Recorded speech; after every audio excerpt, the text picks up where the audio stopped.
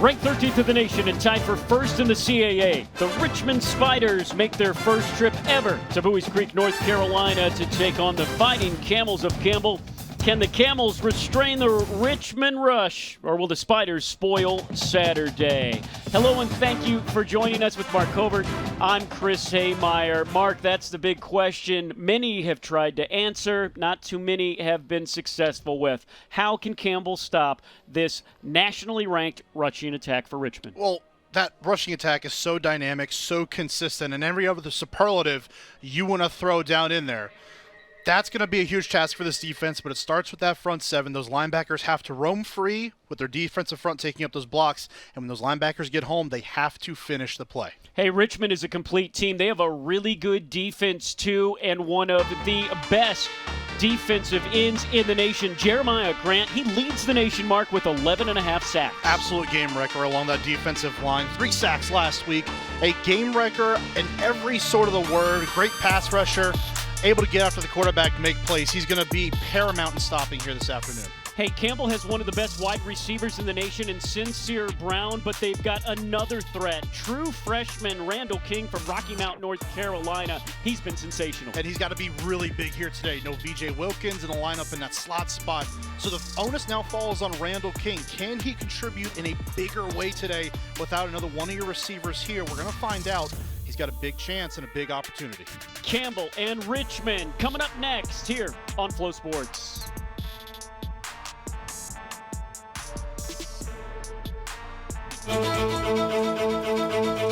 We are not merely an institution of higher education. We are transforming lives and empowering students to become leaders. Leaders in our communities, in our state, and throughout the world. Leaders in innovation. Leaders in service to our neighbors. Join our movement. Join our community. Join our mission. Lead with purpose. Lead with Campbell. CAA football is action-packed. CAA football is thrilling. CAA football is gritty. CAA football is competitive.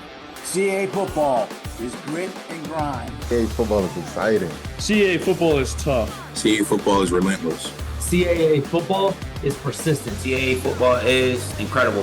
CAA football is excellence. CAA football is lights out. CAA football is the standard.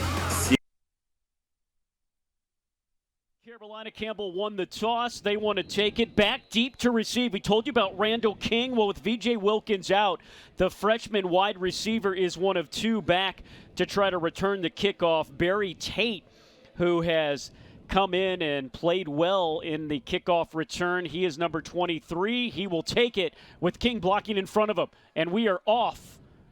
Richmond, great coverage. Campbell, poor field position to start in this game. Campbell, the underdog. Mark, what must the Camels in orange today do from the get-go? They've got to find some balance offensively. This rushing attack has left a little bit to be desired. So far in the year, the passing attack, we know of the great wideouts that this Camel offense does bring to the field, but can the rushing game meet them and get to the same level to bring balance and offset this defense of Richmond? Campbell's quarterback wearing number 1, Mike Chandler II. This is his second start of the season. He was a backup quarterback, but he played series, snaps. He looked really good last week, 350 yards through the air, 4 TDs, and that's what he does the best. He's a scrambler, but he's a straight-out fast runner, probably the fastest guy on the team. Yeah, and he's going to have to be, again, great here this afternoon, offsetting that pass rush by doing runs like that. It doesn't have to be huge. It just has to be good enough to get those yards and continue to push drives down the field. The shortstop starting lineup, Campbell has that big offensive line. They were inexperienced to start the year.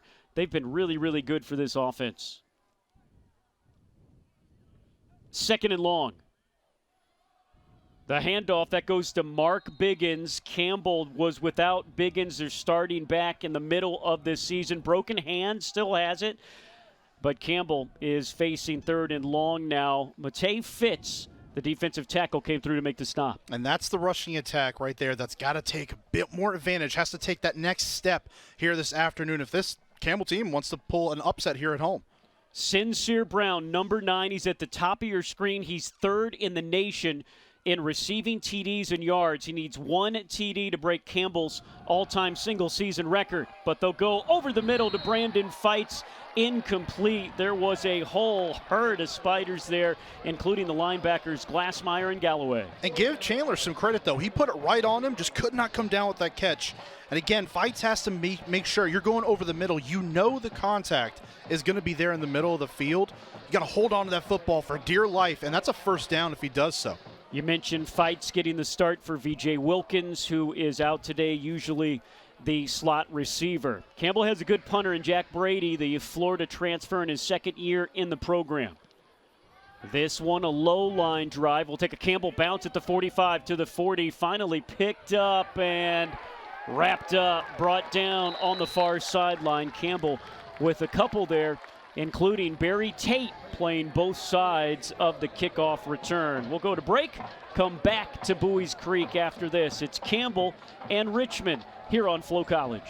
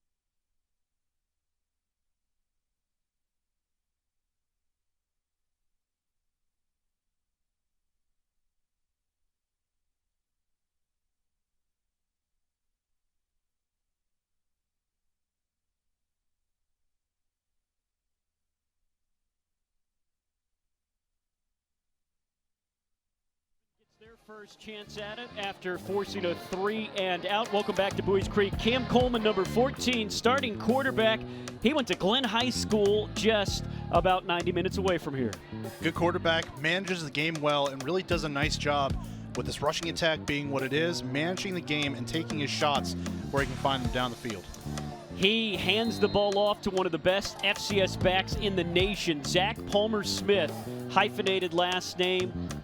New Jersey native, Wagner transfer. He needs 73 yards for 1,000. There he is, and that is why he is so dangerous. He should have been stopped for a 1-yard gain. Instead, he gets 6 more. Just a powerful runner. You see the legs churning out there, and that's what makes the man they call ZPS so dangerous on the ground. Great balance at that running back spot. Has the speed to get to the edge, and as you saw there, the power to finish off runs. He's got 7 yards there. He needs 66 more to get 1,000. Will be their first 1,000-yard rusher in Richmond since way back in 2015. Good pickup on first down. 2nd and 3. Back to him. Patient, blows through the hole on the left side, dives forward at the 45. That's what the Campbell defensive coaches were telling us. It's patience like that, not just power. He can wait and be patient for the hole to open. And it's kind of attributing to his offensive line how great they have been this year in holding those blocks. So when you have patience like that as a running back, that means your offensive line is doing their job. They get down the field, they hold their blocks, and they give you room to run. It's a wide offensive line, 300 pounds across the board. Handoff again, making big holes for that man that has another big gain on first down of 5 yards. They're also an offensive line that's experienced. We got a grad student at center, a grad student at right guard, a couple of redshirt juniors on the left side. These guys have played some snaps. They sure have, and they've done it together. You get chemistry like that along your offensive line. That's what you're looking for. When you got 5 guys moving as one unit, as one person, you can't ask for much more. This offensive line has been stellar this year. This is where they're dangerous. They'll run. Then they'll fake it. They'll pass. They try to catch you sleeping. That's a gain of 1 on the keeper from Cam Coleman. He doesn't run a lot, but he broke a 60-yard touchdown earlier this year. Logan Liverman comes up and makes a stop. You've got to think there's so much focus on Palmer Smith that when that defense commits to him, someone's going to be alone. And a lot of times you take advantage of that as a quarterback. And the way that football is played now, you've got to be mobile at that quarterback spot. Coleman does just enough to get there, but certainly, as you said, has the athleticism to get to the edge and go the distance. A big stand for the Campbell defense. It is 3rd and 4.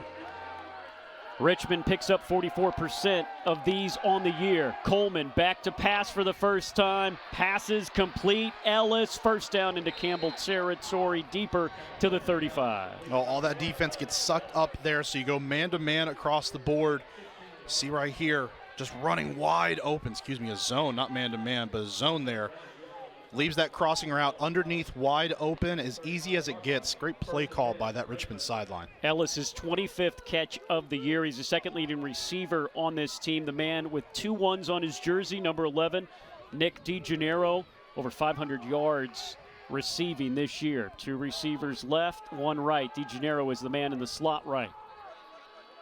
Matt Robert, the tight end, moves in motion to the right side. Looking right side, DeGennaro in a hand fight, no flag, incomplete. Great coverage down the far sideline for Campbell. That was Cornelius Davis, the sophomore. See the hand fighting down the field, like you said, Chris, but there's not enough contact.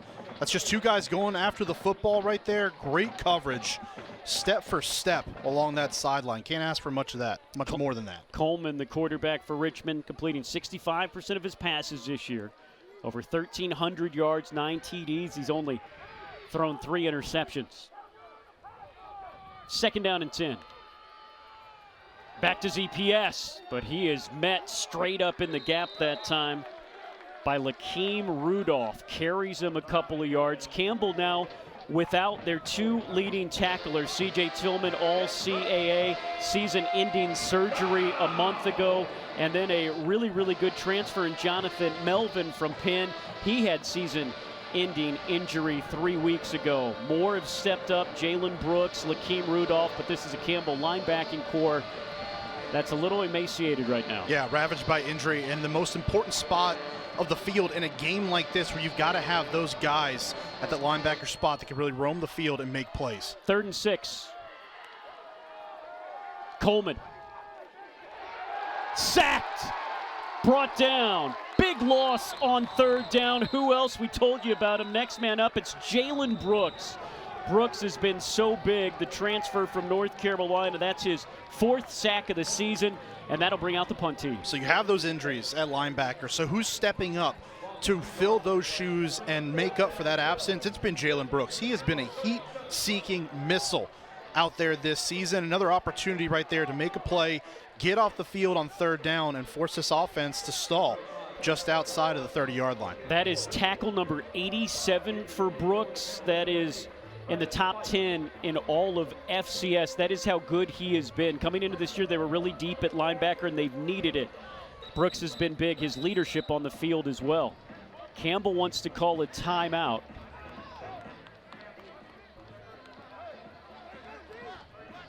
It was about this point in the field last week against Elon. Campbell got caught. Elon converted a fake punt into a 1st down. It led to a touchdown. They didn't like something they saw out there. Right, and you got to make sure that you've got your P's and Q's together, right? And make sure you've crossed your T's and you've dotted your I's.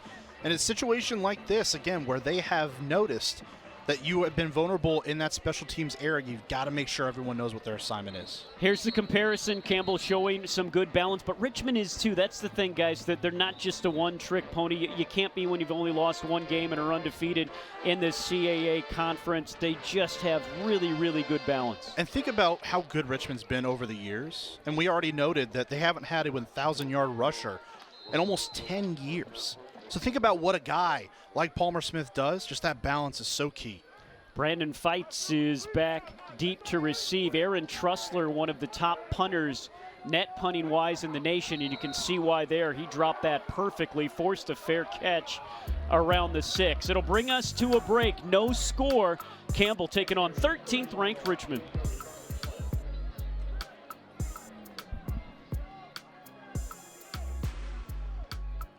It's bow time. The workday might be ending, but your family's hunger is still gearing up for the night shift. Now you could unload groceries, chop, dice, mince, preheat, heat, slap around the smoke detector, and then celebrate with a big old pile of dishes. Or you could just drop a big bow box on it. Because when you can feed the family with 12 Supremes, fixins, biscuits, and tea, you can clock out and still spend some well-earned quality time with a delicious dinner. It's bow time. Should I be selling right now? I gotta get a bigger place. What's my house worth? What do you think? What's my house really worth? Do we need to renovate? How do I buy a house? What if I don't have time to see it in person? What is going on with this housing market? Don't worry. I can take the guesswork out of it.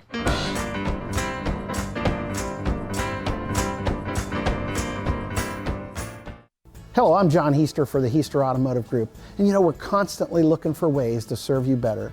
One of the ways we do that is with something we call a Go-See. And that's where you select a vehicle from our inventory, and we have thousands, and we get one of our product specialists to bring that vehicle to you at your convenience. How do we do that? Well, it's simple. We have a group of employees that are evaluated based on the number of presentations they do. They're glad to do it. So it's just one more way we get off our keister and bring Heister to you. Because we have had beautiful weather, but for Campbell's previous 4 home games, it's been 75, 79, 80, 82. This feels like football weather in the Carolinas in November. It is a beautiful, beautiful night. Might be a little bit of a chill in the air when the sun goes down. This is a big game. Richmond tied for first in the CAA. Undefeated, the only undefeated team with Rhode Island. Rhode Island is down 3 with 6 minutes to go at Delaware. Randall King gets a full head of steam. A great play call there and a first down and then some for Campbell up the far sideline. Not just a great play call, but great execution at the point of attack. Got King on the run upfield. Nice swing pass. Great job by Chandler. And a flag out around where a couple of blocks sprung them.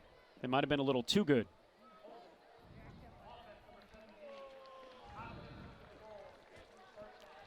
And that was one of his receiver mates, R.J. Jackson, with the hold. Campbell did a great job cleaning up their penalties last week. That's costly, and will back him up. Certainly something that has plagued Campbell over the years here in Bowie's Creek. And looked like a good pass out there to the side, but Jackson just a little too handsy. I always say, if you're going to hold, get your money's worth, and he certainly did that time.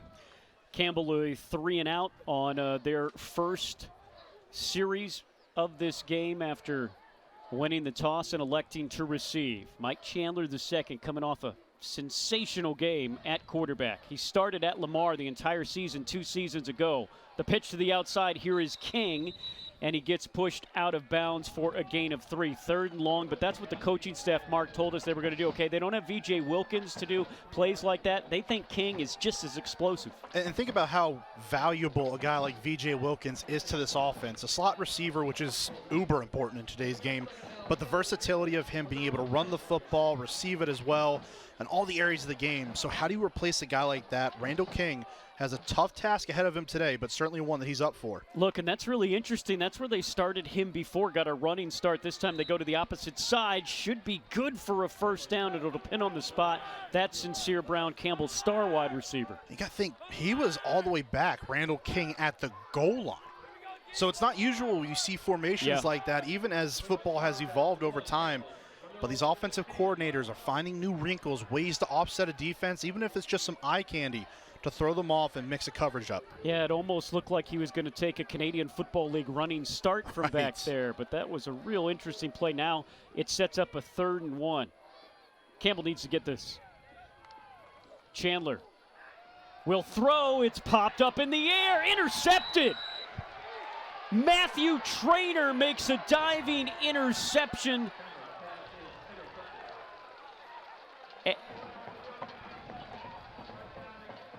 Wow, what a play. I don't like the play call. On 3rd and 1, you got to challenge this offensive line to get some push up front. Just pick up the easy first down. That time they overcomplicate it. You throw into coverage and a batted ball in the air in such a tight window, never a good sign. Spiders on defense capitalize. That was just the first interception that Chandler has thrown all year. Again, it was a ball batted up in the air, but there were a couple of white jerseys around Campbell. So now Richmond with this rushing attack, 16th in the nation coming in. They're knocking on the door of the red zone. And ZPS comes through, still moves the pile, and on first down, he has 5 yards inside the 20. It's just those kinds of runs that have allowed him to approach that 1,000-yard mark. The tough runs in between the tackles, moving bodies, initiating contact, and allowing his offensive line to also give him a little bit of extra push down the field. Such a dynamic playmaker in the backfield for this Spiders offense. He needs 73. He has 25 and a few more as he keeps going and going and going. That spot looks good enough for a first down. Just so hard to stop. Again, Richmond's been so good over the years, but when you have an offense now that presents the challenge of a rusher like this, who's approaching that 1,000-yard mark, defense has to pay attention to it. It sucks to defense up to the line of scrimmage. Ellis and DeGennaro are the backs, but they're going to go back to ZPS, who keeps going and turning and twisting. And Campbell thinks that they might have popped the ball out at the end of that run. How big would this be? As Campbell believes that they gets the turnover. They stood him up and knocked it out. It looked like the ball popped out right before those knees came down. Careless mistake that time inside the red zone by Zach Palmer-Smith. See, right here just knocks the football out, stripping it down. Almost looked like that was Brooks. Yeah. Strip the football out. The wherewithal to get your hand on the football and create a turnover right back to your offense. Great job, great stand defensively. Brooks for was Campbell. there. Davis, the strong safety, was there. Liverman ended up falling on it. So the two teams trading turnovers. 1st and 10 inside the 10 for Campbell. Chandler zips one complete. That catch is good for a first down out at the 20. There is Randall King, who is having a whole bunch of touches here early. Tell you what, that's a heck of a throw. Just standing in the pocket. Great job up front by his big guys along that offensive line to give him a pocket to stand in. And Chandler steps into a bullet down the field. That's a First Citizens Bank first down as Campbell gets some breathing room here out to the 20. Chandler keeps it himself around the right side.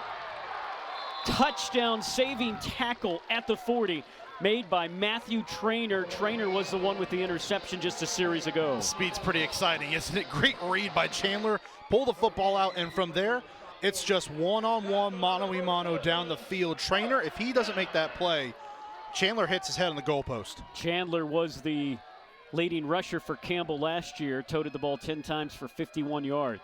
First down near midfield. Biggins is the back.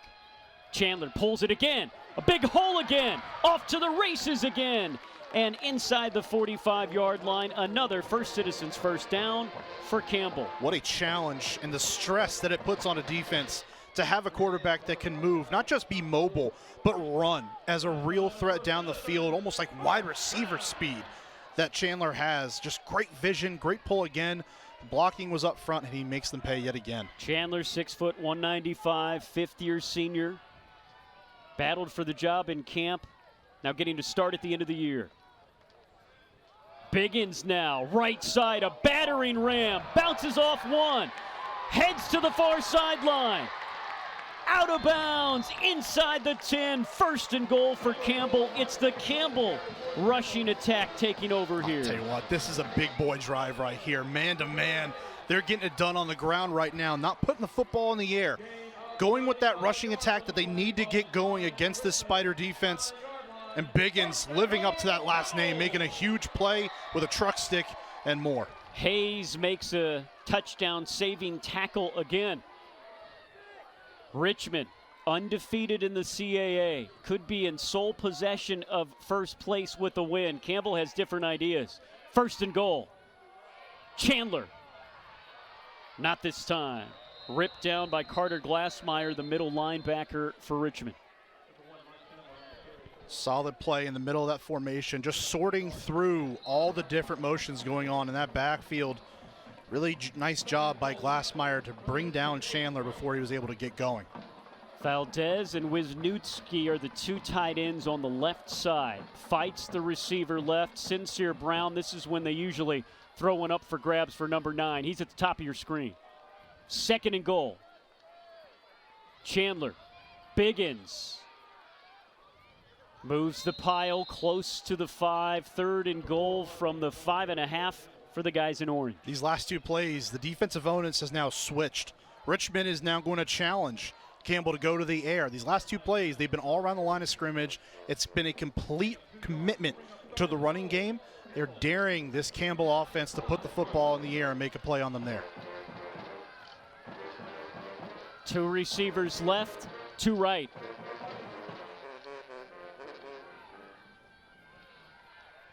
Chandler calls his own number. Chandler, end zone, touchdown. Campbell with the early lead versus 13th ranked Richmond. What a drive. Give the Spiders credit. It seemed like they had that play contained initially, but the athleticism of Mike Chandler to get outside, just keep bouncing off of his offensive lineman to find the edge, and then the speed to get into the end zone before a couple defenders converged in on him. Let's watch here. Keeps bouncing, breaks the tackle, and then from there, it's speed. Gets into the end zone for the 3rd time on the ground this season. A sensational drive. Remember, it started back at the 9. 7 plays, 91 yards. It took 3 minutes and 37 seconds for Campbell. And as you talked about his statement, they were backs against the wall. They were able to force that turnover. You got to give the defense some credit on that as well. Well, the defense starts this drive by getting the turnover. Campbell throws an interception deep in their own territory. Right after that, forcing a fumble, getting the ball back to your offense. One pass starts the drive, and from there it was all about the ground attack. The Camels versatile in that backfield between Biggins and Chandler, and they were on full display on that drive. Defense has to love seeing your offense go out there and make not just a statement, but a physical statement, running the whole way down the field and getting into the box. Well, in big chunks too, Mark. 6 running plays on that 7-play drive for 80 yards. Look, this is a Richmond defense. You know, it's the pass where they've been weakest this year. They're in the top 2 in the CAA in pretty much everything, including rushing, and it didn't look like it there. Campbell has sent a message.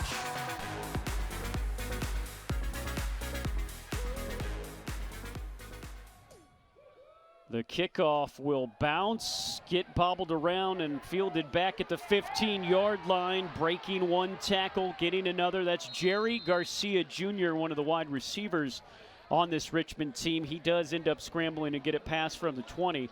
As Richmond, who has moved the ball well, Campbell's defense has been opportunistic. We'll see what they go back with here.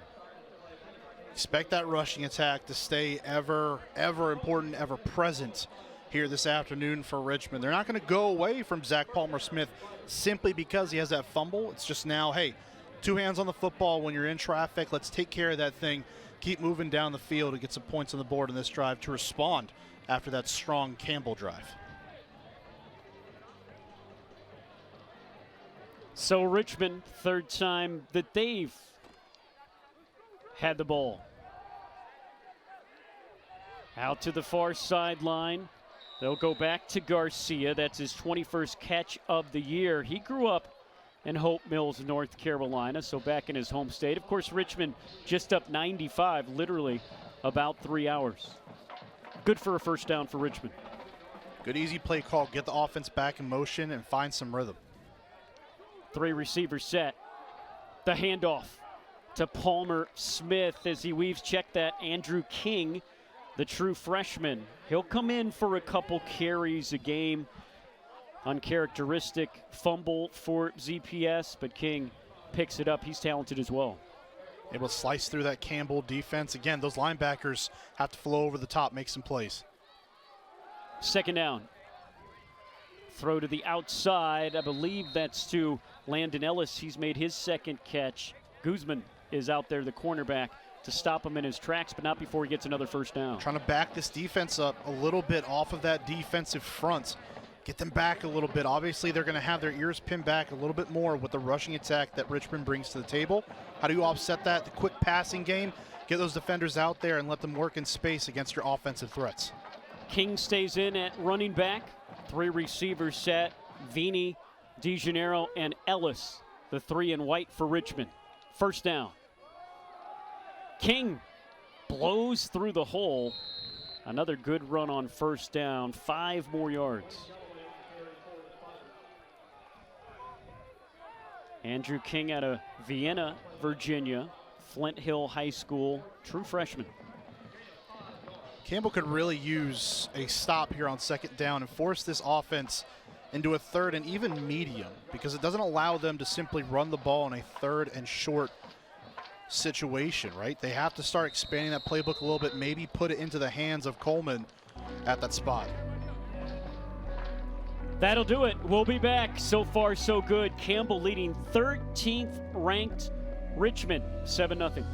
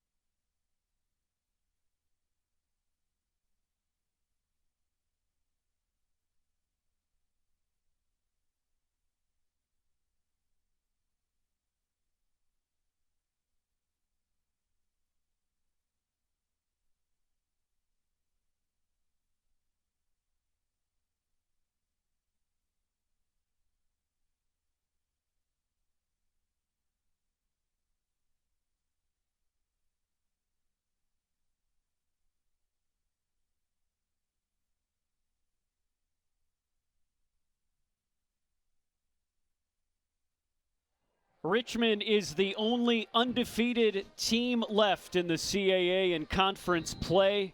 Rhode Island's comeback did not complete. Delaware takes down Rhode Island 24-21. Richmond with their hands full on the road, down 7-0 as we start the second quarter. Handoff. Running left, Andrew King. They keep him in the game after the fumble from their star, Zach Palmer-Smith. And he's delivered, Mark, getting a chance here on this drive. Missed tackle makes that play happen. King just breaks through there, and then from there, running away from a couple of defenders, getting to the outside. Those are the plays Campbell needs to make in this football game as we continue to go on. If they want to have a chance to continue on this road to an upset, those open field tackles on these running backs, they have to make those plays. Campbell with a punishing 91-yard drive at the end of that first quarter. Coleman, play action, fires, complete. DeGennaro, his favorite target, takes it to the house.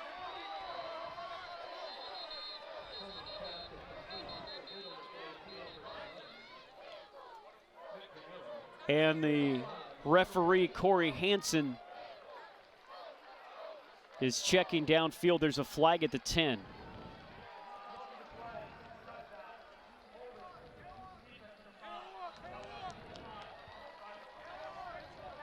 40-yard TD. DeJaneiro from Coleman, 6th play, 78 yards, and there it is.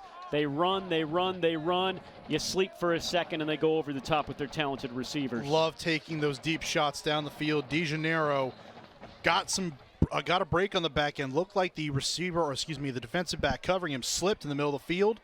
He cashes in with the catch and the great blocking down the field as well to allow him to get in for 6. The extra point is up. The extra point is good. DeJaneiro with his 4th TD of the year, the All-CAA selection. That brings us to a timeout. Richmond, in a blink of an eye, has tied this thing up. We're tied at 7 here on Flo College.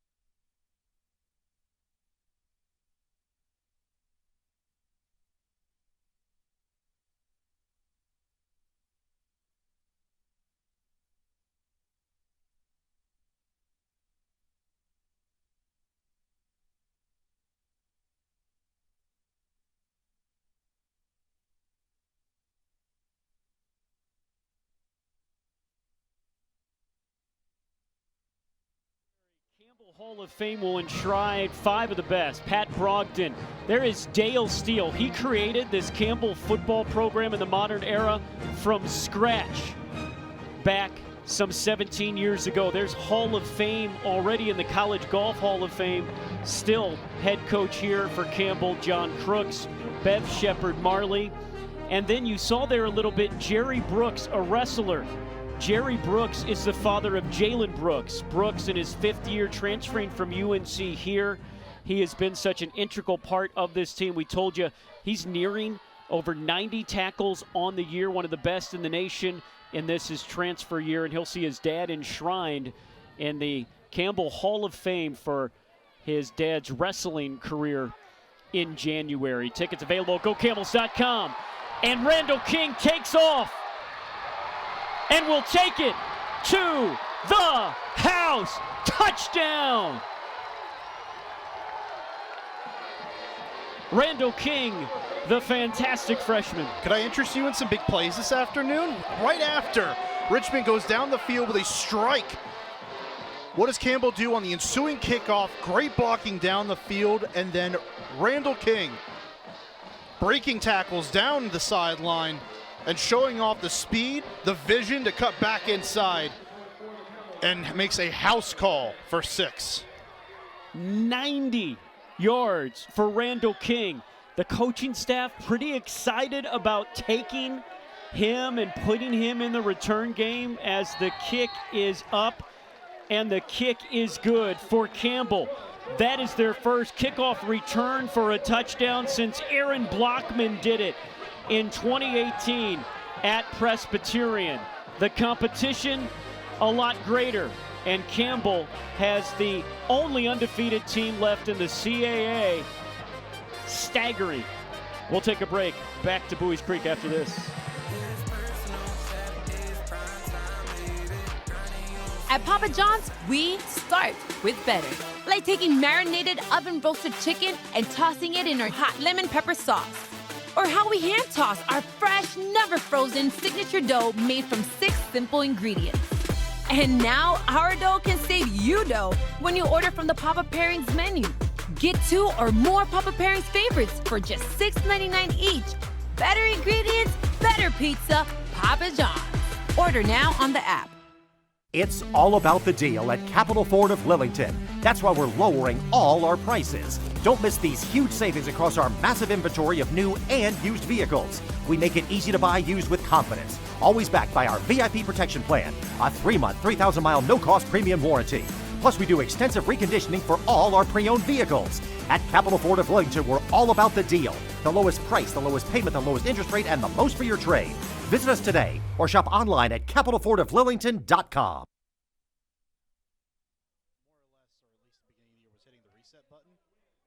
There's some good pieces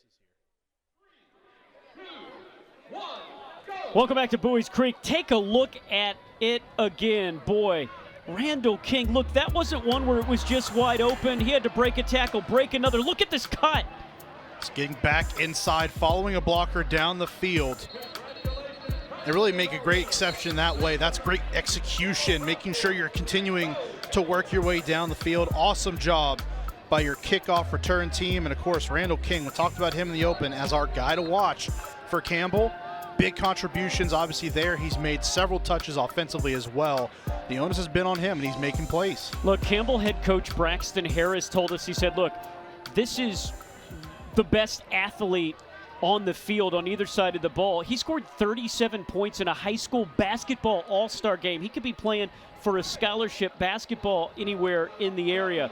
But Campbell's certainly glad that he's on this football team. Yeah, no kidding. The versatility of a guy like that, when you talk about those multi-sport athletes, how they work different muscles and allows them to kind of move a little bit differently. When you've got guys that can show that versatility day in and day out, it pays off big time. Certainly has this afternoon. Richmond trying to return. That's Garcia. He is tripped up and brought down at the 20. All over the place today has been Cornelius Davis. Campbell, strong safety, makes the tackle there. Look, this is a Campbell special team unit that put Campbell in a big hole. There was a block extra point. There was a fake field goal. Nothing went right. The coach of special teams is the head coach, Braxton Harris. He got it right this week. You got to own it, right? If you're going to be the head honcho and you're going to see a part or a phase of the game, rather, it's certainly with special teams that a lot of people end up overlooking. You've got to make sure that, again, you know what your guys are doing. It's paid off this afternoon. They've been excellent so far in that phase. Cam Coleman in Richmond, after tying it up, is going to do a long throw to Ellis on first down, and he barely gets away from Bailey as Bailey was there with him, just couldn't get turned around in time. And another quick strike. Mark, you made a comment in the break. This game is getting wild here early. It sure is. It's starting to work its way up and down the field at a high pace right now. Ellis, really great job. We talked about basketball. That's boxing out your defender, getting that position inside, and causes the defender, Bailey, that time to try to go over the top and knock that football away. That is textbook by Landon Ellis catching the football. Yeah, 41 yards to Ellis. And how about that play call? Instead of just kind of running, they can sense that the crowd and the bench is into it. They just sent a message right there themselves. Coleman looking to go to the air again. Campbell putting some pressure on him. Good coverage downfield, but he's going to scramble. We told you he's got some wheels. Great tackle made coming up and able to grab his leg that time is Anton Sampa, the middle linebacker. Made sure he didn't get more yards, but a good pickup on first down. It'll be 7 and about 3. Chris, if that offensive line doesn't hold up at the point of attack like it did, there's no play to be had there. That's just a great job by the big guys up front for Richmond, holding their blocks, continuing to play without hearing that whistle, and then Coleman capitalizing on the coverage breaking down. 2nd and 3. Palmer Smith is back in, and a full head of steam. He lowers that head and has a first down inside the 30. Campbell leads 14-7. The two teams trading blows here. Richmond has never led. Richmond is 13th in the nation in one poll, 9th in the nation in the other. Rhode Island has lost today, so Richmond, if they win, will have sole possession of first place in the CAA with 2 games remaining. Think about how much this game now means to the rest of the conference in the CAA. Knowing that Rhode Island has gone down today, all eyes have now turned to Bowie's Creek. ZPS enveloped, brought down.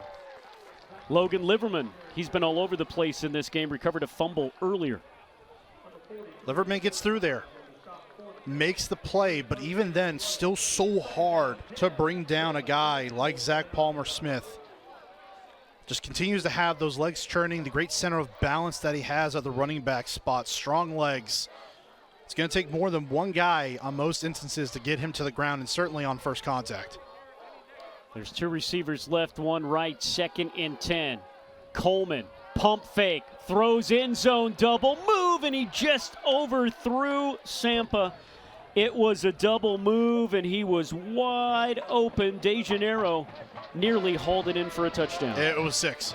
Had a touchdown written all over it. The double move on the outside works, a little pump and go action, and could not connect. Coleman's got to take advantage there. You've got your star receiver in DeJaneiro running down the field. You've got to find him there when he creates that separation, especially into the end zone. Couple of kickers on this team. Both have been good for 45, 47, 3rd down and 10 here. Coleman hit as he throws the ball, but he'll throw it up. It ends up out of bounds. Step for step, Brandon Guzman. And now Richmond with a decision to make. That play affected by pressure. That's George Wilson coming off the edge, a spin move back inside. Forces Coleman off his spot. He has to throw off of his back foot, causes that football to sail out of bounds. That's an instance where the pressure gets there, affects the throwing ability of Coleman. That's what Campbell needs here today. It's affecting those passing lanes and getting Coleman off his spot when he drops back to pass. Here is Brandon Peskin, the 5th-year senior. And a timeout called. Timeout. Richmond. Their first Richmond. of the half. 30 seconds. We'll keep it right here and tell you it's an interesting kicking situation. Sean O'Hare, true freshman, filling in for Peskin for the last 2 games. O'Hare last week was 5 for 5 for field goals, including a 47-yarder in just his 2nd game of the season. He was the CAA Special Teams Player of the Week. Welcome to college football. Peskin has hit from 45 this year. Last week, O'Hare hit from 47. This is going to be right at 46 yards. Would be a season high for Peskin. The New York State native. A light breeze blowing in his face. The kick is end over end. Does it have the juice? No! It hits the crossbar and bounces back. And Campbell's defense holds. This is a pumped up sideline that's starting to believe. Sometimes all you need is a chance. And if it's 1 yard further down the field, that football is going through the uprights. It's too far back. And just doing straight off of that crossbar. You can kind of feel something building a little bit right now, right? That defense bending but not breaking completely. The one long touchdown pass. That's all that they have given up so far. Richmond has had little success getting the football in the end zone. Right now, Campbell is seemingly in full control. And that wind blowing into his face, I think that was a factor as well. Chandler on first down, keeps it himself, rolls, throws, complete. First down, fighting for a first down. It's a gain of 12 to the 42. You got to be confident throwing a football like that. Chandler just sees the defenders flowing all the way towards that Campbell sideline. If you're going to make a throw like that, you got to know you're going to put it right on the money. And Mike Chandler just does just that, finds fights down the field. Big time throw along that Campbell sideline. Chandler 4 of 7 through the air for 42 yards. First down, handoff, running up to the right side. That's J.J. Cowan. He's a sensational story as he gets 6 yards. He's a true freshman. Literally went to high school 5 minutes away from here as he forced to because of the injuries Campbell has had to their running back room. They gave him a chance. He was 4th string coming into this year. He's the second back now. Did a really nice job of filling in as well. Does a good job spelling a guy like Mark Biggins coming into the football game. making runs like that, those tough runs through contact and picking up those yards on first down. He's got 261 yards coming in on the season and a TD. 2nd and short.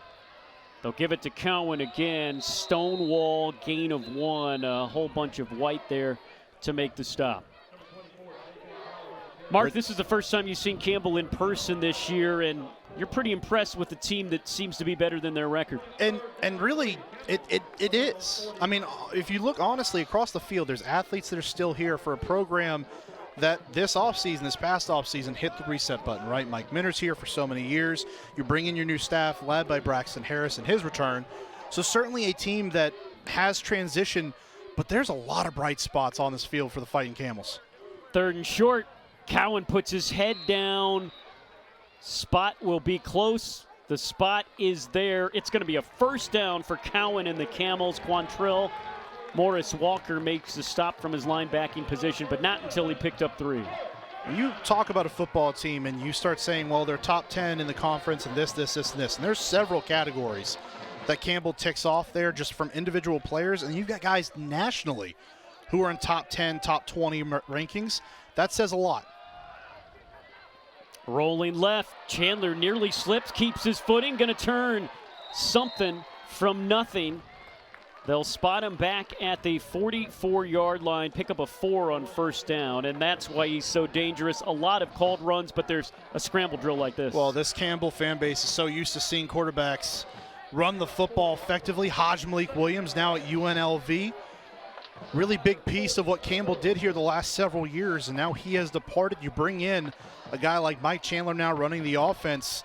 You see that playmaking ability that he brings to the table with his rushing attack. 2nd and 6. Chandler on a called run. Richmond was after it. They were in the right place. Still couldn't stop him. It's a gain of 6 and a first down. You can tell that Mike Chandler's got some instinct to his running ability, right? Like he goes upfield and that little stutter at the point of attack where he has a defender frozen, gets him flat-footed, and then breaks back outside. You set him up, you get him off balance, and you break it out. Wayne Galloway made the stop short of the first down. Now he's the team captain. Back to Cowan, who slithers through in second effort. Could get him close to the first down marker. There is an injured Spider on the field.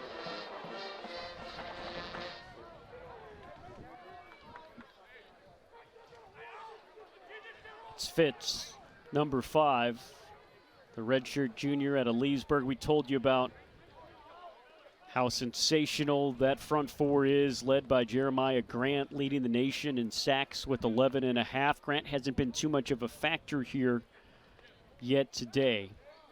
Fitz, the defensive tackle up there. See if we can see what happened. Grinding through, Fitz makes that play. And he comes down right on his back there. Yeah. Immediately took that helmet off, too. That's a good sign. This is a Richmond defense who really, really good. They're in the top 15 in the country, Mark, in scoring defense. They're allowing just 18.3 points per game through a quarter and a half. Campbell has 14. They've been so dynamic. They lose those first 2 games of the year and have now reeled off their last 7 in pretty convincing fashion for most of them as well. But as much as we talked about the offense, this defense is the star of the show. They have been the tone center for this Spiders team, and that's why they've found themselves back within the top 25. It's a first down for Campbell inside the 40. Chandler steps up, unloads, incomplete, looking for King. King, the true freshman that is responsible for the lead with his 90-yard kickoff return earlier this quarter. You feel like maybe that was one of those times where Mike Chandler gets a little too greedy, right? He steps up in the pocket, he breaks contain, and there's a receiver down the field running that streak, but the coverage is good.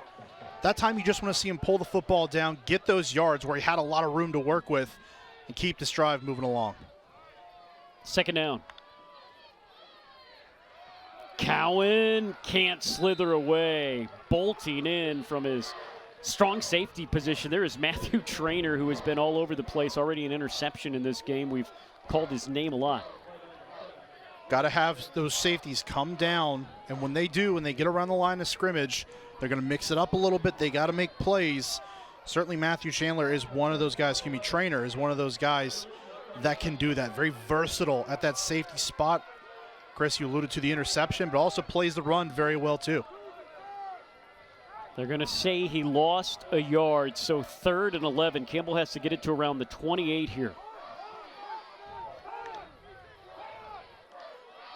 They'll go back on the ground. Cowan with a lot of room, and he's going to be awfully close. They'll initially mark him a yard shy. Oh, he's pretty close, too. How about that? The play call there just to run it. The defense is thinking pass the entire way, or at least going into the hands of Mike Chandler. They hand it off. That is a gutsy play call, smart in that situation. Tomlinson makes the stop, 4th and 1. Campbell lining up like they're going to go for it. Chandler under center, the hard count, nearly going off sides. Somehow Trainer, he was on the back of his nose guard and kept from going over on the hard count. There's a lot of laundry, both teams blaming the other. And initially it looks like a false start, which will change what Campbell may do here. False start. Offense. Everyone but the center. 5-yard penalty. 4th down. Corey Hansen, he'll be at the Funny Bone tonight up in Raleigh, so working out his material here, but that was true. It was a lot of people there. Campbell has a reliable field goal kicker in Connor Litton. His long this year, though, 34 yards. And the offense is still staying out on the field. You wonder, usually in those instances where it's everybody but the center, to quote our officiating crew, it's the center not knowing what the snap count is, everyone else on the same page.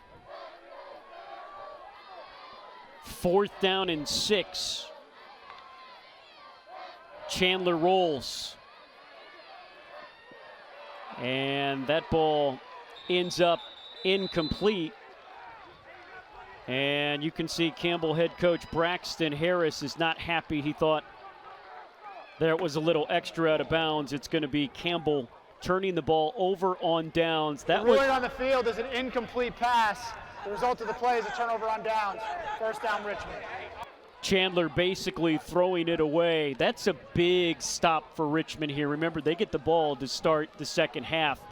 Richmond has not been great defensively tonight, but that was a big stop right there. Oh, they get the turnover in plus territory in the first quarter. Now a key 4th down stop here 5 minutes before halftime. So they've done their job for the most part tonight. They've only given up those 7 points offensively to Campbell so far. Now, how does the offense answer? Right side, ZPS. He is wrapped up and stopped after a gain of 2. You saw Braxton Harris trying to defend his quarterback there. He was flagged for an unsportsmanlike conduct penalty last week at Elon. Well, he was fired up trying to defend his quarterback down there. Chandler doing what he can on that play, but when you start rolling out to get to a sideline, you shrink the field down. That's less room to throw into, goes more towards what the defense wants, and shrinking the field down and less space for them to cover. To right, to left. 2nd and 8. Coleman back to throw. Coleman, a wobbler, and it just didn't get to DeGennaro in time. Guzman was there to make the stop. Fortunate that Guzman doesn't step in front of that football and may end up going the other way. Those curl routes, you've got to be on time and on target with. It's almost a timing route really down the field. If you're not there, that defender's paying attention like Brandon Guzman was, you could pay the price. Lucky that it wasn't worse. Yeah, that just looked like it slipped out of his hands a little bit. Coleman 5 of 9 through the air, 110 yards and a TD. Richmond in danger of giving the ball right back to what is a fired up Campbell defense. Where does the pressure come from? 3rd and long. Coleman to throw. Pump fakes once, twice. Rolls. Flag comes down. Pushed out of bounds. Liverman.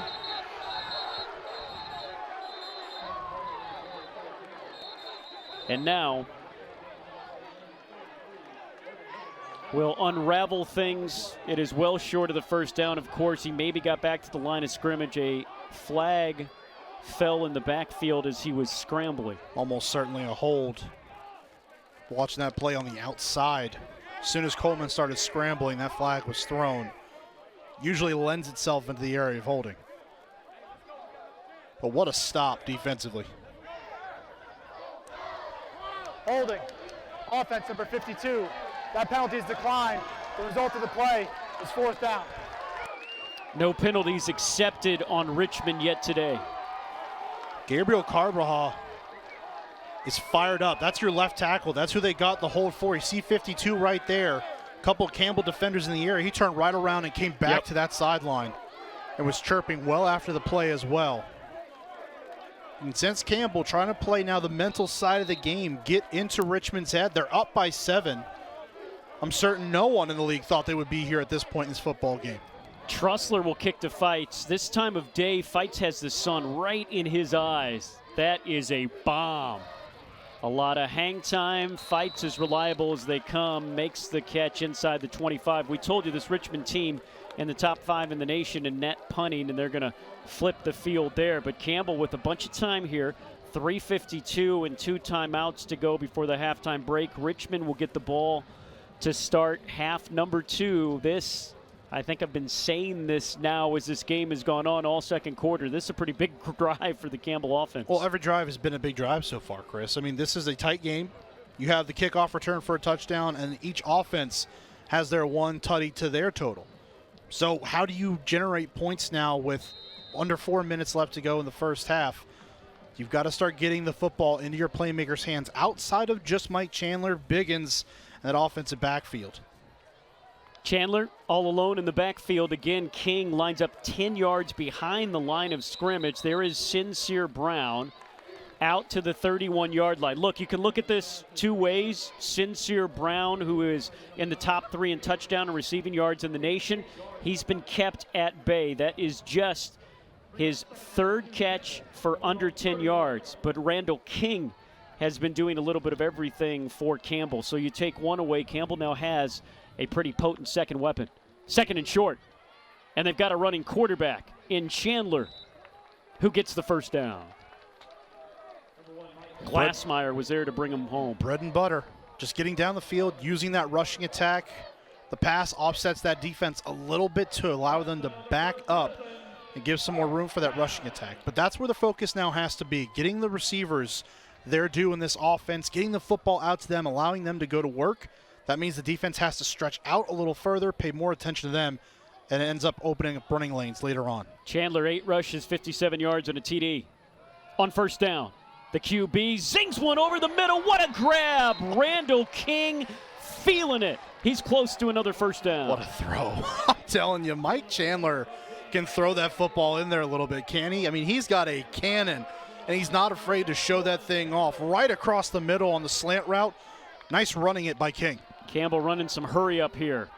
Chandler off target. Low, Fights couldn't bring it in. The clock stops with 2:26. You saw he kind of almost, I don't want to say double clutched, but it seemed like he had some hesitation there, right? At the very end, that arm goes down, and the ball nose dives along with it. He's got Fights coming across the field.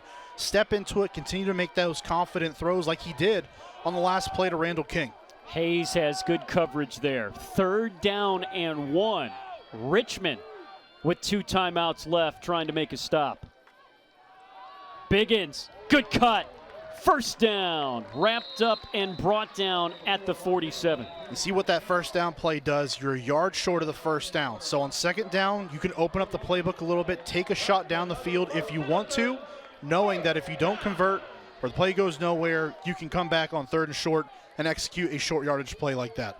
That'll bring us to the 2-minute timeout. Campbell with 2 timeouts to go. This is the 2-minute timeout. And a 14-7 lead. Campbell up on 13th ranked in the nation, Richmond.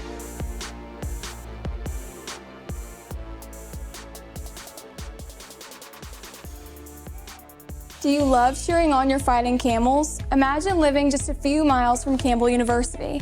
I'm Maddie Dean with Mattamy Homes, proud sponsor of your fighting camels. Mattamy offers several communities in Harnett County that could be the ideal place for your dream home.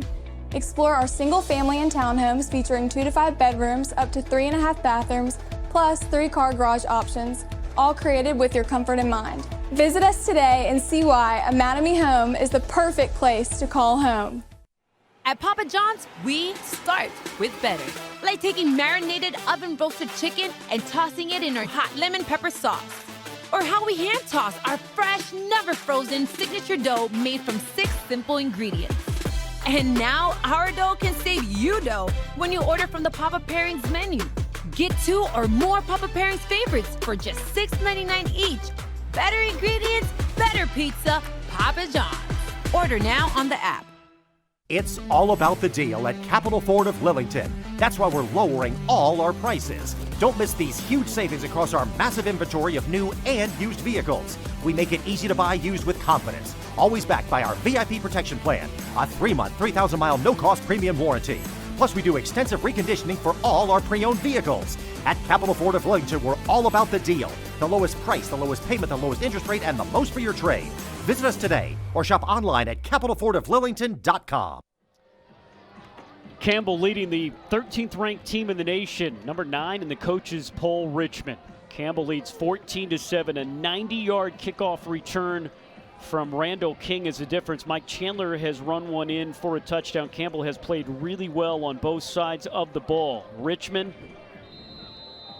in a fight to stay in first place in the CAA. First down.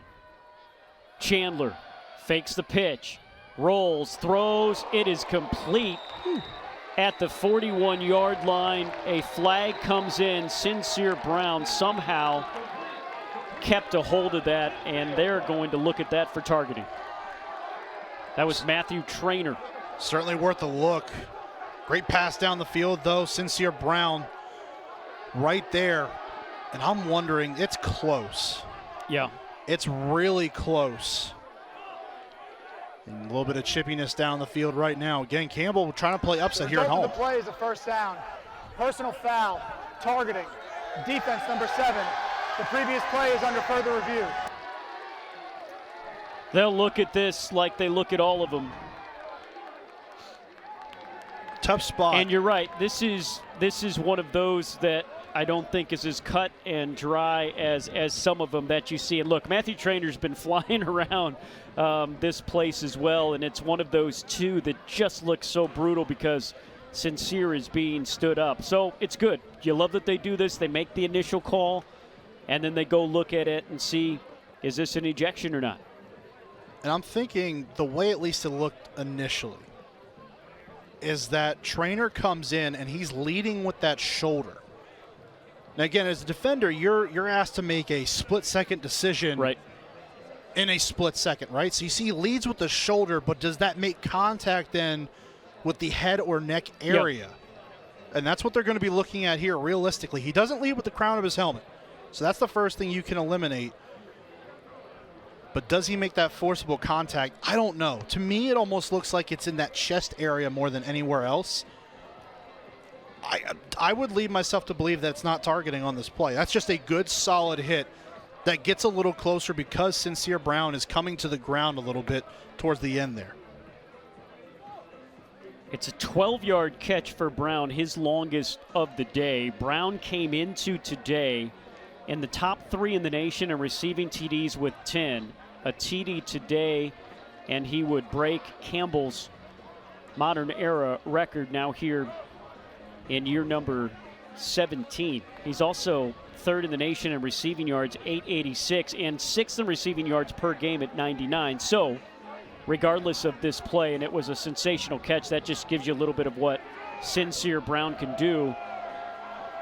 You can see that Richmond has done a good job on him so far. Here's the call. After further review, there is no foul for targeting. The result of the play is a first down for Campbell. And Braxton Harris knowing it, and Mark, you were on top of it all along. It seems like the right play there, the right call by this officiating crew. You throw the flag so you can go back and check and double check and make sure. But again, it looked like he led with the shoulder there, not with his helmet, and then delivers the blow in the chest area. It's a good call by this officiating crew to pick that one up. Campbell at the 41. Chandler Big hole left side. Shimmies and shakes and dives and has another first down. Galloway was there to make the stop, but Campbell rolling with 1:39 to go in this half and 2 timeouts. That offensive line just washing this defensive front down. Watch this. There is a wall of defenders that get moved, and Chandler is wide open out the backside. Chandler to Brown. Nothing. Loses a yard. Campbell forced to use a timeout. They've been successful with those screens, but Chance Graves. Timeout. Campbell, their second of the half, 30 seconds. Chance Graves was there and a bunch of other white jerseys to make sure he does get no room. They are smothering him, Mark. Yeah, well, the attention's being paid to him. And again, now that you know going into this game, hey, there's no VJ Wilkins playing today, we can now concentrate and put more effort on Sincere Brown. Here's the problem. Randall King has also done a really good job today at that wide receiver spot.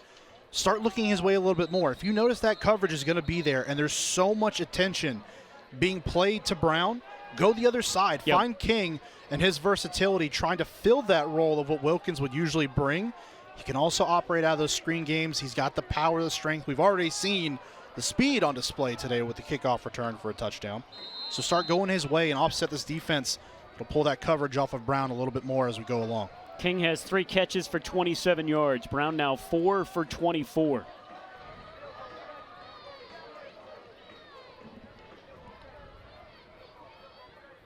Second down, 11.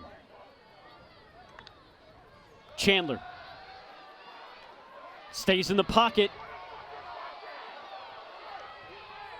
Delivers. Incomplete. King wanted it. It was awfully close. By a toe.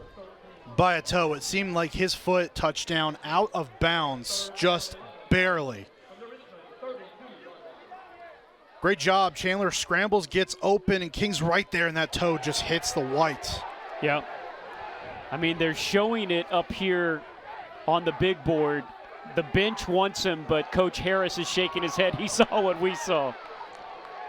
It's not a catch. And it's good that he's not going to take a look. Yeah. Peer pressure might have got to him there. The ruling on the field of an incomplete pass is under further review. Mark, we might have to get you a headset down there. You could save us some time, man. You could have saved us some time on that targeting. You could have saved us some time here. They're going to go and take a look, and we'll take a closer look and see if your initial thought is true. Corey Hansen is the man with the white hat, and he's been fairly busy here in this second quarter. Well, this one should be pretty quick, in all honesty, Chris. He's just working down the sideline. Again, great play overall. Offensive line, stellar job holding up in protection. Chandler gets outside, and King is right there, but you'll see that left foot, it comes down well out of bounds. It's a white shoe in the white area. I mean, we obviously have the benefit of replay up here in the booth, but even live, I didn't think it was inbounds either. Tough play, again, for the freshman and King to get that foot down, the wherewithal for where he was on the field. Great job knowing where he is so he can poke that foot to the ground. Just a little too far to get that one down. Awfully close, but I think you're right, and it was a rather quick look at the review. After further review, the ruling on the field is confirmed. It is an incomplete pass, third down.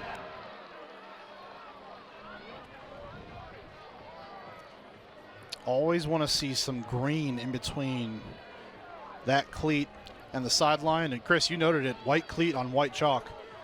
If there's no separation between those two, it's a pretty easy call for this officiating crew.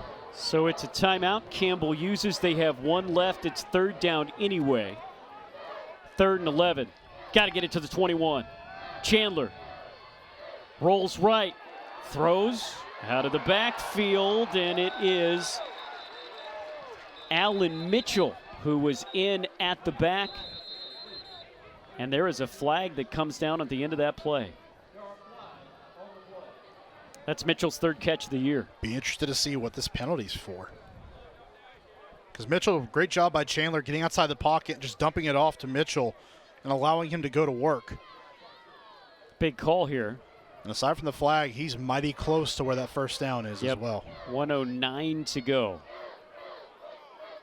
Campbell up 14-7. Richmond will receive the kick to open the third quarter. Personal foul, illegal blindside block, offense number 0, 15-yard penalty, third down.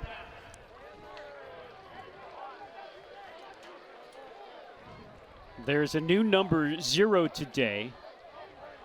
It's Davin Reed. And he has been in. Campbell a little thin at receiver. VJ Wilkins, one of their heavy hitters in the slot, can do a little bit of everything, not available for today's game. So that'll back Campbell way up, and it is 3rd and a mile here. Officially 3rd and 22. And obviously has taken Campbell out of field goal range, and depending what happens here, takes him out of why don't we go for it on 4th down range. Chandler needs some magic. Rolls left, puts it up, complete! Magic it is! Inside the 20, this drive will continue for Campbell. Who else but Randall King? All that coverage is going to be on Sincere Brown. Someone else has to be open, and so far it has been number 13 in orange and white. Randall King has been electric this afternoon. A huge pickup here before the half. A minute to go, 1st and 10. Chandler throws incomplete, looking for Valdez, his tight end. Clock stops with 55 seconds to go. What a throw. Well, Valdez, an interesting case filling in for Julian Hill, departed for the NFL. But look at that throw. The extension of the play by Chandler gets down the field, and what does Randall King do but follow him, see where his eyes are, and the scramble drill works to perfection. Coach Braxton Harris saying they worked a lot on scramble drill because Chandler scrambles a lot more than Chad Masco. Masco successful surgery on his pec this past week. There's King. There's a flag. King gets down to the 11-yard line. Flag in the backfield. Campbell has been penalized 3 times for 22 yards. Richmond has not had an accepted penalty yet today. There is a spider down at the 10. Here's the call from Corey Hansen. Holding. Offense number 71. 10-yard penalty. 2nd down. Hey, look, you know, it seems like because Campbell has been moving the ball well that Richmond's defense is a little off. Really, you take away that 90-yard kickoff return. This is a 7-7 game, and I think we're talking about the 2 defenses going head-to-head here, right? Oh, they certainly have. This game is, from a pace standpoint, screeched to a halt here. Yep. 1, because of penalties, 2, because of reviews. Right there, just those mistakes are what has kept Campbell now from scoring really on this drive. You have a massive conversion on 3rd down with that pass from Chandler to King along the Richmond sideline. So their plays have been there, but it's the execution standpoint that's hurting them right now. And again, now on 2nd and way long, 20 yards to go, you're backing yourself up, you're shooting yourself in the foot. You can't do that with 49 seconds left in the first half. Brown is the receiver at the top of the screen. King is down at the bottom. Chandler scrambles. Chandler dives forward, gets some yards back. It's 3rd and really long. They got to get it to around the 7 for a first down, and now there's only under 30 seconds to go. Campbell still has a timeout. Trying to make it an easier field goal on Connor Litton. Well, you got to go. If you want to have the time here to do it, you only have 1 timeout left. Maybe they're just content with going for the field goal. They may just do that here.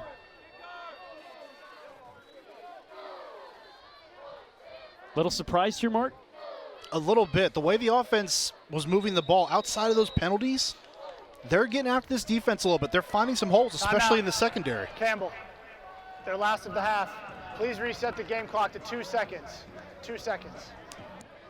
I think, too, with that 3rd down where you picked up 21, you think here, give it a shot to the end zone. Of course, I think you're playing the long game here. Look, Richmond, you could get some points here. Again, Campbell with Litton a long of 34, so this is just around where they think his range is. He's 7 for 9 this year. He's been 23 to 25 for extra points. This is going to be a 39-yarder.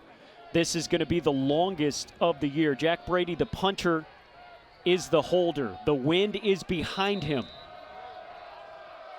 We saw the wind knock one down. Richmond missed in the first quarter. Campbell to add to their lead. The kick is up. It has the distance, and it is good. Litton from 39. And Campbell goes into the halftime break with a 2-score lead over first place in the CAA and 13th ranked nationally, Richmond. We'll be back to try to catch you up on everything that happened in the first half. It's Campbell 17, Richmond 7, Mattamy halftime show coming up after the break.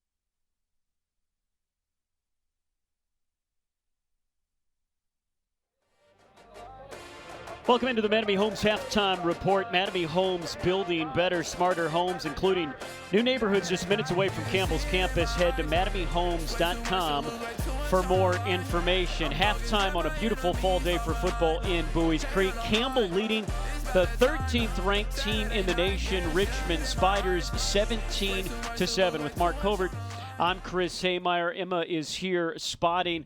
Christian is producing back in the booth. Lyndall Suggs is running it all. And what a game we are all seeing here. Look, we've told you, maybe you thought we were a little biased. This is a Campbell team much better than their record in year one under Braxton Harris, and they are showing it here today. Well, the weapons have been full display here today. They have certainly shown up in a big way. And even with some guys missing, like a VJ Wilkins, you have to have someone step up. That guy today has been Randall King. He's been electric. The kickoff return for a touchdown, plays through the air in the receiving game. He has been as advertised coming into this game, and he's going to be integral the rest of the way and the rest of his career here in Buies Creek. How much is at stake at this game today for Richmond? Look, Richmond came in, tied with Rhode Island, the only undefeated team at the top of the CAA. There were 3 teams behind them in the standings with 1 loss. All of those teams won. Rhode Island lost. If Richmond comes back and wins this game, they're all alone in first place in the CAA. If they lose it, they're in a 5-way tie for first, and everything turns on its head. Mark, this is so big for Richmond. Look, make no mistakes about it. Richmond is a running team. They have some quick strike in their offense. They're only down 10. The Spiders have everything still in front of them. And that's the real big key, right? Like, we can talk about how Campbell threw everything at that Spiders team in the first half, and they're only down by 10 points. So certainly a manageable game going into halftime for Richmond, and they've got a chance. They just can't fall underneath that pressure of knowing what's happened around them today.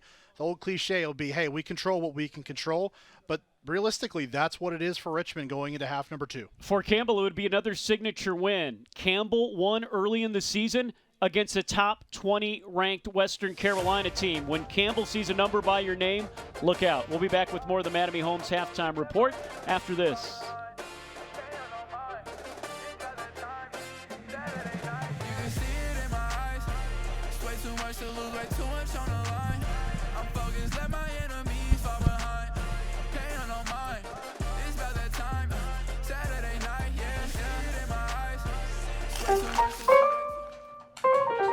Should I be selling right now? I gotta get a bigger place. What's my house worth? What do you think? What's my house really worth? Do we need to renovate? Those are pretty good. How do I buy a house? What if I don't have time to see it in person? What is going on with this housing market? Don't worry. I can take the guesswork out of it.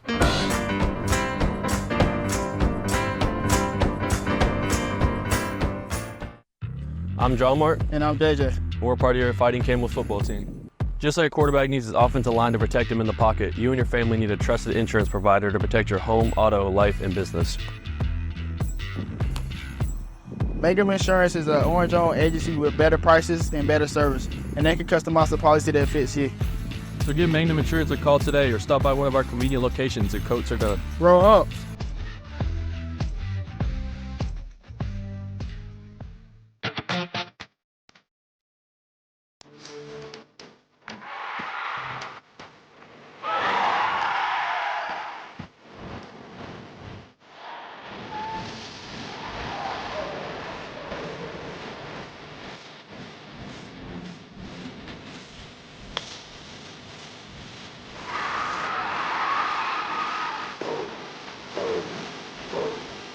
This is the CAA on Flow Sports.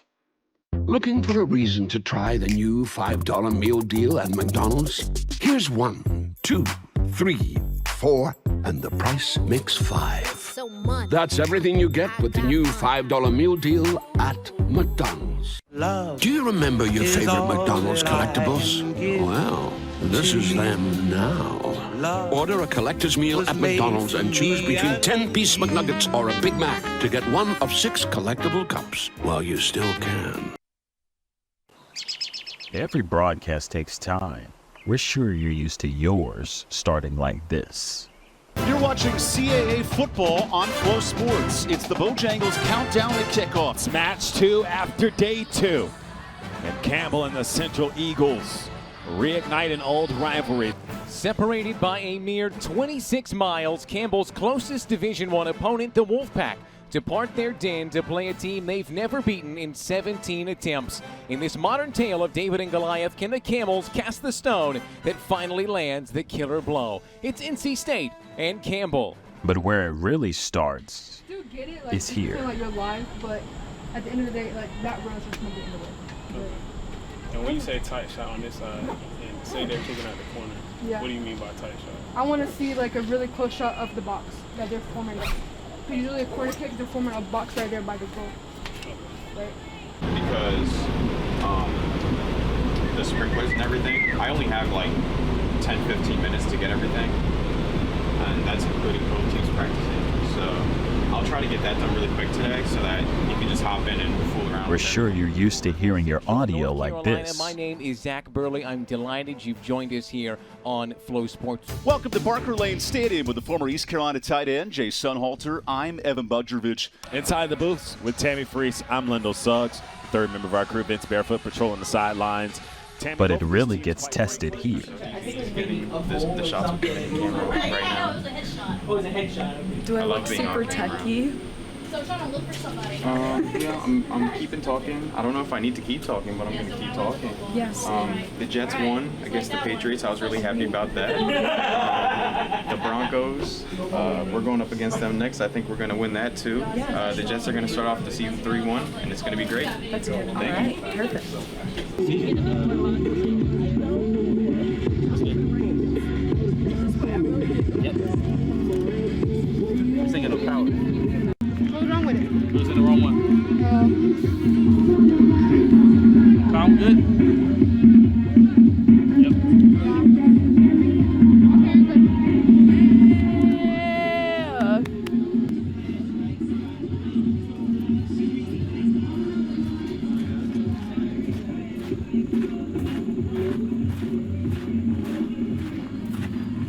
we got the opening song, right?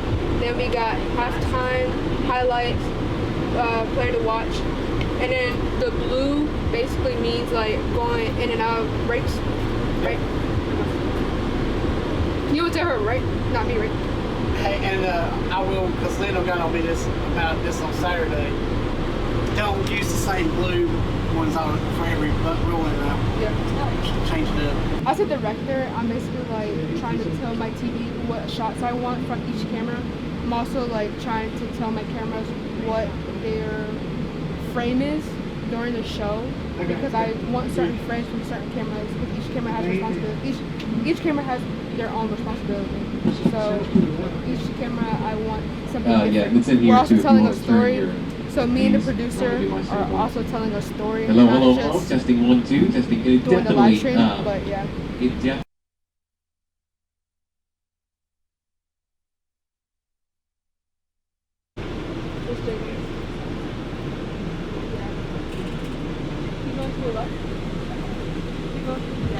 Stay where you were last time.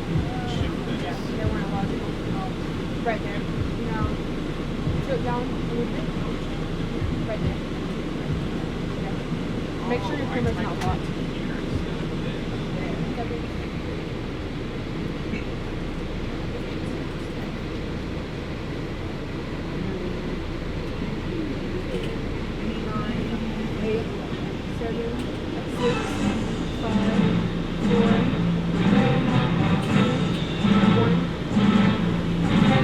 Gather together for the 57th meeting of Campbell and UNCW, one of the most historic fixtures in all the land of the longleaf pine. Tonight's fixture takes the Seahawks upstream to the indomitable grounds of Eakes, where the Camels have fallen just 5 times in their last 50, whose name will be etched into the next chapter of this incredible saga we call the Cape Fear River Derby. Welcome inside the booth here at the Eakes Athletics Complex. Zach Burley, Rusty Scarborough, 50. What he can do. Well, folks, history will be made tonight. Another edition of the Cape Fear River Derby when we return right here on FloFootball. An institution of higher education. And once the commercial break is over, the real fun begins. Great spin by Wright into space for himself. Parried away. One back again. Here's Mach. Philippe Mach on his left. Lambers. It's a freshman third set here for Campbell. Play action. Quick route. Wide open Valdez. Foot race. Touchdown. And when it's all said and done, we say another goodnight. great opportunity for you to enjoy the content that we provide here. We want to thank you so much for tuning in. From all of us, the Sandstorm Network, an incredible group, an incredible crew. Rusty Scarborough alongside me. I am Zach Burley. We say thank you for tuning in. We'll see you next time. From all of us in the 57th edition of the Cape Fear River Derby, we say thank you for tuning in. We'll see you next time. Good night.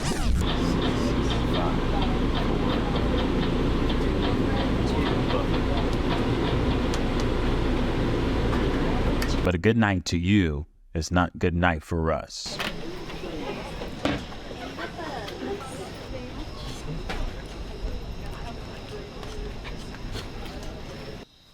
Over here by the Good job, everybody. One thing that I did notice about this is I like the camera work, right? I wanted to be able to see, like, I want to make that storyline, right? Because I want to be able to make a story for the players, right? Because we don't come in here and just stream for the games, right? Like, I like the camera work because, like, Jalen, you're new. Like, you did a really good job. Cheryl, you did really good. I like how you, like, push in and push out. Liv, you did really good too. But overall, I like how the cameras are capturing that story, right? Same thing with football. Football is coming up, right? So I want you guys to actually look at the videos, no matter if you are not coming to a football game, you're not working a football game. I want you guys to actually look at the video because I want you to see what the story is being captured, right? Because we're not going to come out there and just stream, right? I want to be able to make the story for them. Other than that, that's pretty much it. And when the day is done, we get up and do it all over again.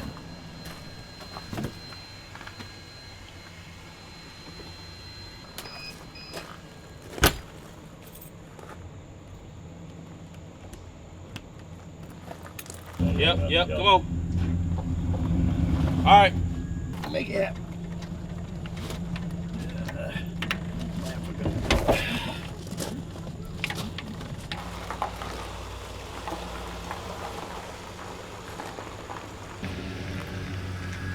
Got it.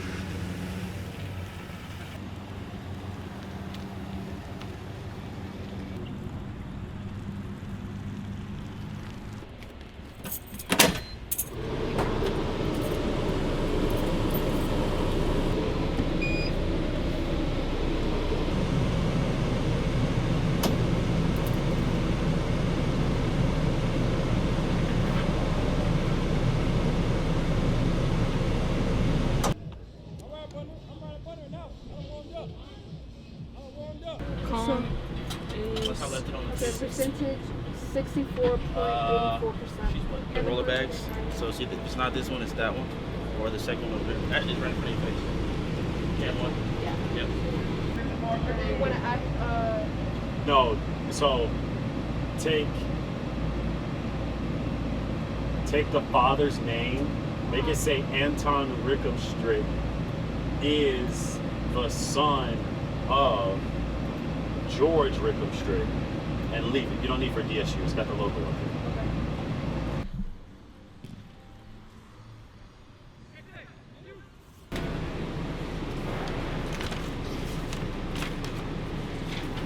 Good.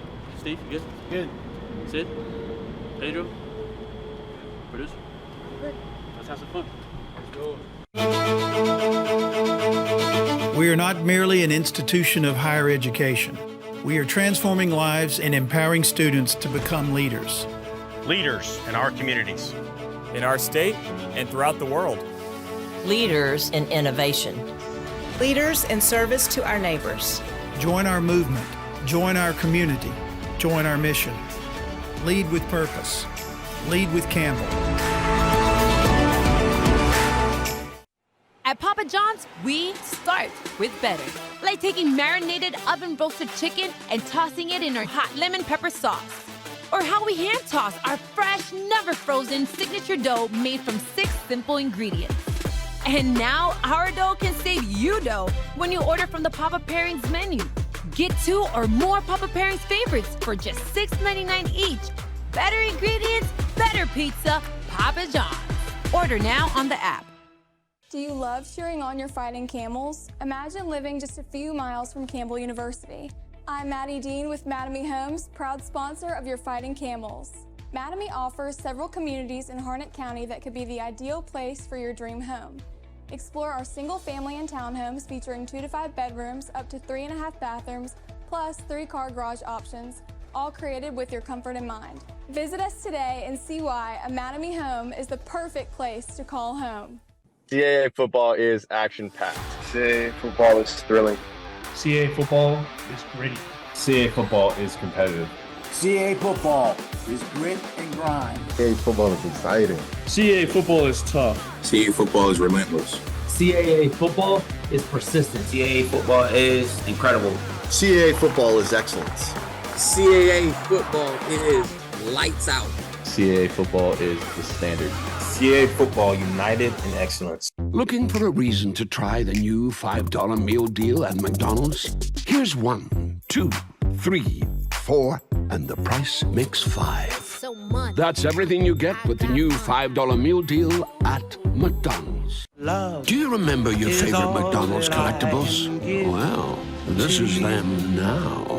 Order a collector's meal at McDonald's and choose between 10-piece McNuggets or a Big Mac to get one of 6 collectible cups while you still can. Welcome back to the Mattamy Homes Halftime Report. It is time for the McDonald's stat sheet. McDonald's, I'm loving it, and Campbell is loving these stats. Campbell outgaining Richmond 233 to 173. Campbell's been really, really balanced. Both teams traded turnovers on consecutive series in the first quarter. The difference in this one, a 90-yard kickoff return after Richmond had tied the score at 7. You really got the feeling after a quick start by Campbell, here comes Richmond, and then boom, Campbell had the momentum back. Here's touchdown number 1, a sensational drive that went 91 yards. Mike Chandler punching it in. Yeah, just a great job by feeling where the defense is, His offensive line holds up much like they did for the first half and finds pay dirt. And then DeGennaro, as his defender slipped, a perfect play action, and that's what Richmond does. You concentrate on the run so much that they can get you over the top. That's what they did there. And then on the very next play, look at this run. 90 yards, Randall King changes the game. Well, you don't have VJ Wilkins in your lineup. Insert Randall King, and he has been lights out here this evening and afternoon. The kickoff return for the touchdown here, a prime example of it. The playmaking on full display in the first half by number 13 in orange and white. Richmond will get the ball to begin this second half as day turns tonight. We were in the high 60s. It'll get down into the 50s by the time this one is over. Robert, the tight end, makes the fair catch. Campbell will bring their defense out that played a pretty darn good game in that first half. Oh, they were phenomenal. Really, if you think about it, the way that Campbell defensively has played this season, they've left something on the field. Now, again, you talk about a program in transition, and that goes into it where you're trying to get guys not only back in here to fill those gaps, guys that transferred out and left, graduated, whatever it may be, but they've left something to be desired. This has been their best showing easily of any half of football through any point in the season against a nationally ranked team. Can they do it now for a second time this half? 1st and 10. Coleman fakes the pitch. Jet sweep. Good pickup. That's Jerry Garcia Jr. out of Hope Mills, North Carolina. He's close to the first down. It's a gain of 9. Jalen Brooks makes a tackle. Mark, you mentioned the ranked. When there's a number by the name, we said it a little bit at halftime. Campbell, second game of the season, won at 17th ranked Western Carolina 24-16.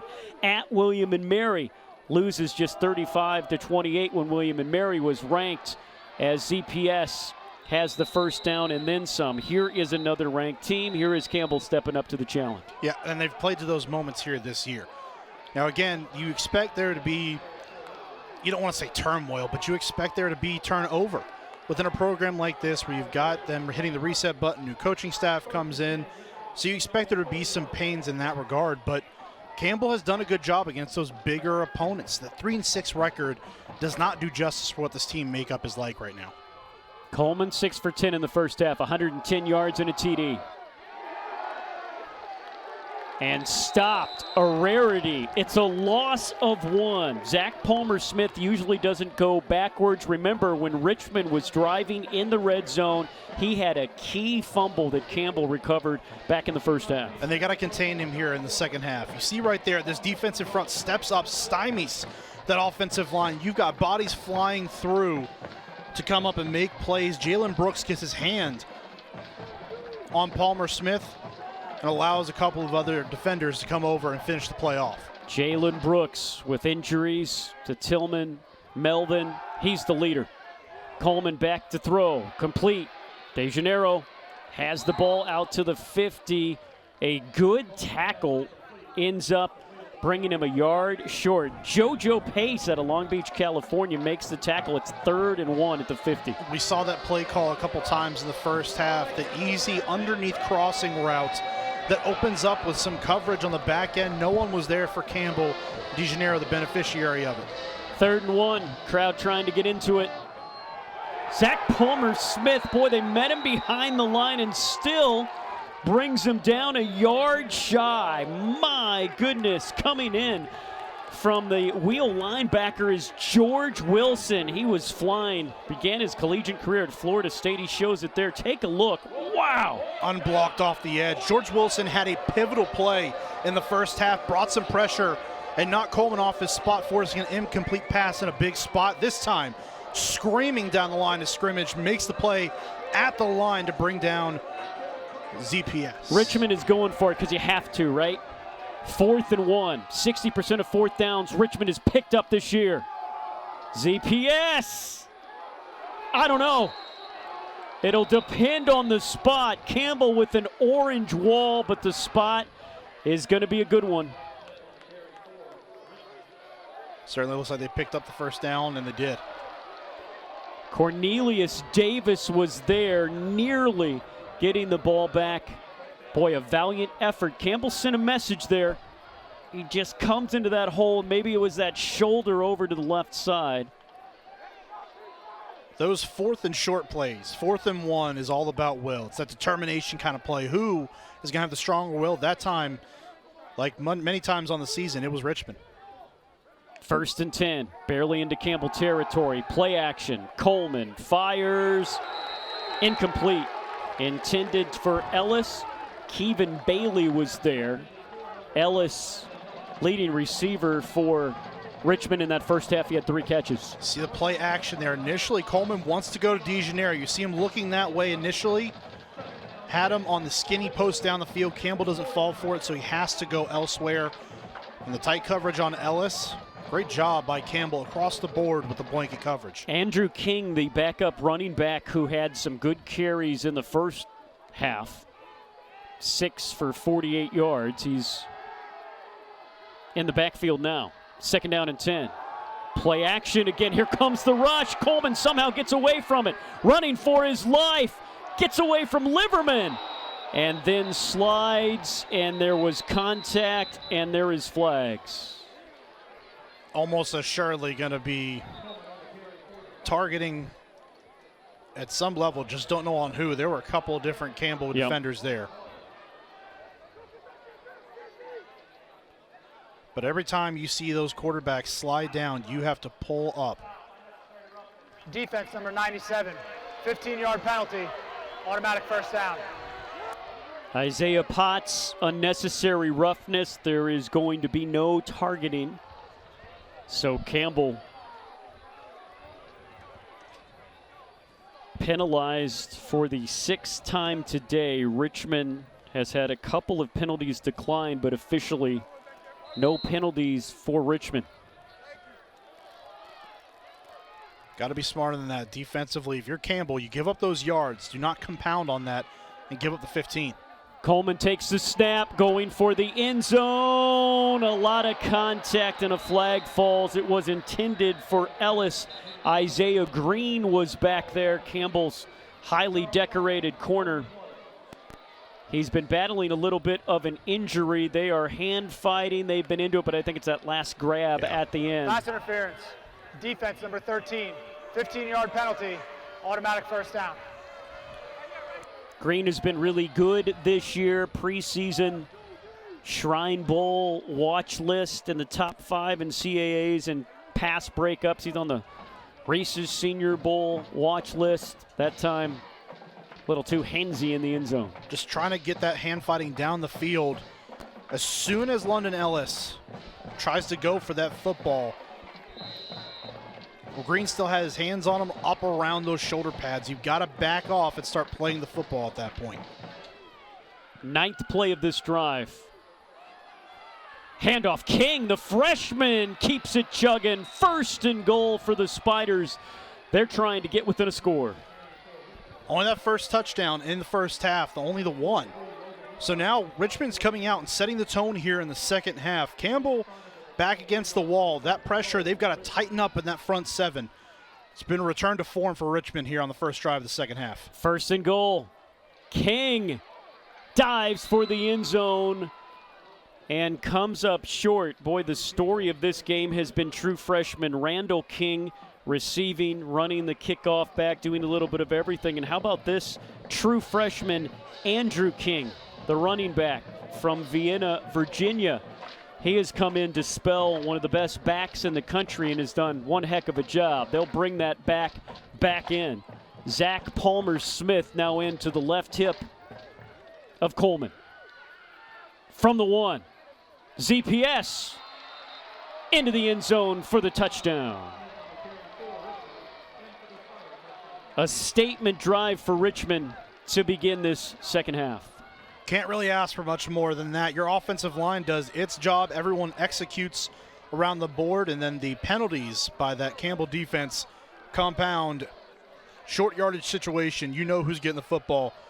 That's Zach Palmer-Smith, and he chugs his way into the end zone for another touchdown on the year, number 10. This extra point to make it a 3-point game. Kick is up. The kick is through. That's Peskin back taking over the place kicking duties. He makes it. And Campbell's lead over 13th-ranked Richmond has shrunk to 3. 9:44 left to go in the third. Campbell looking for the upset on Flo College.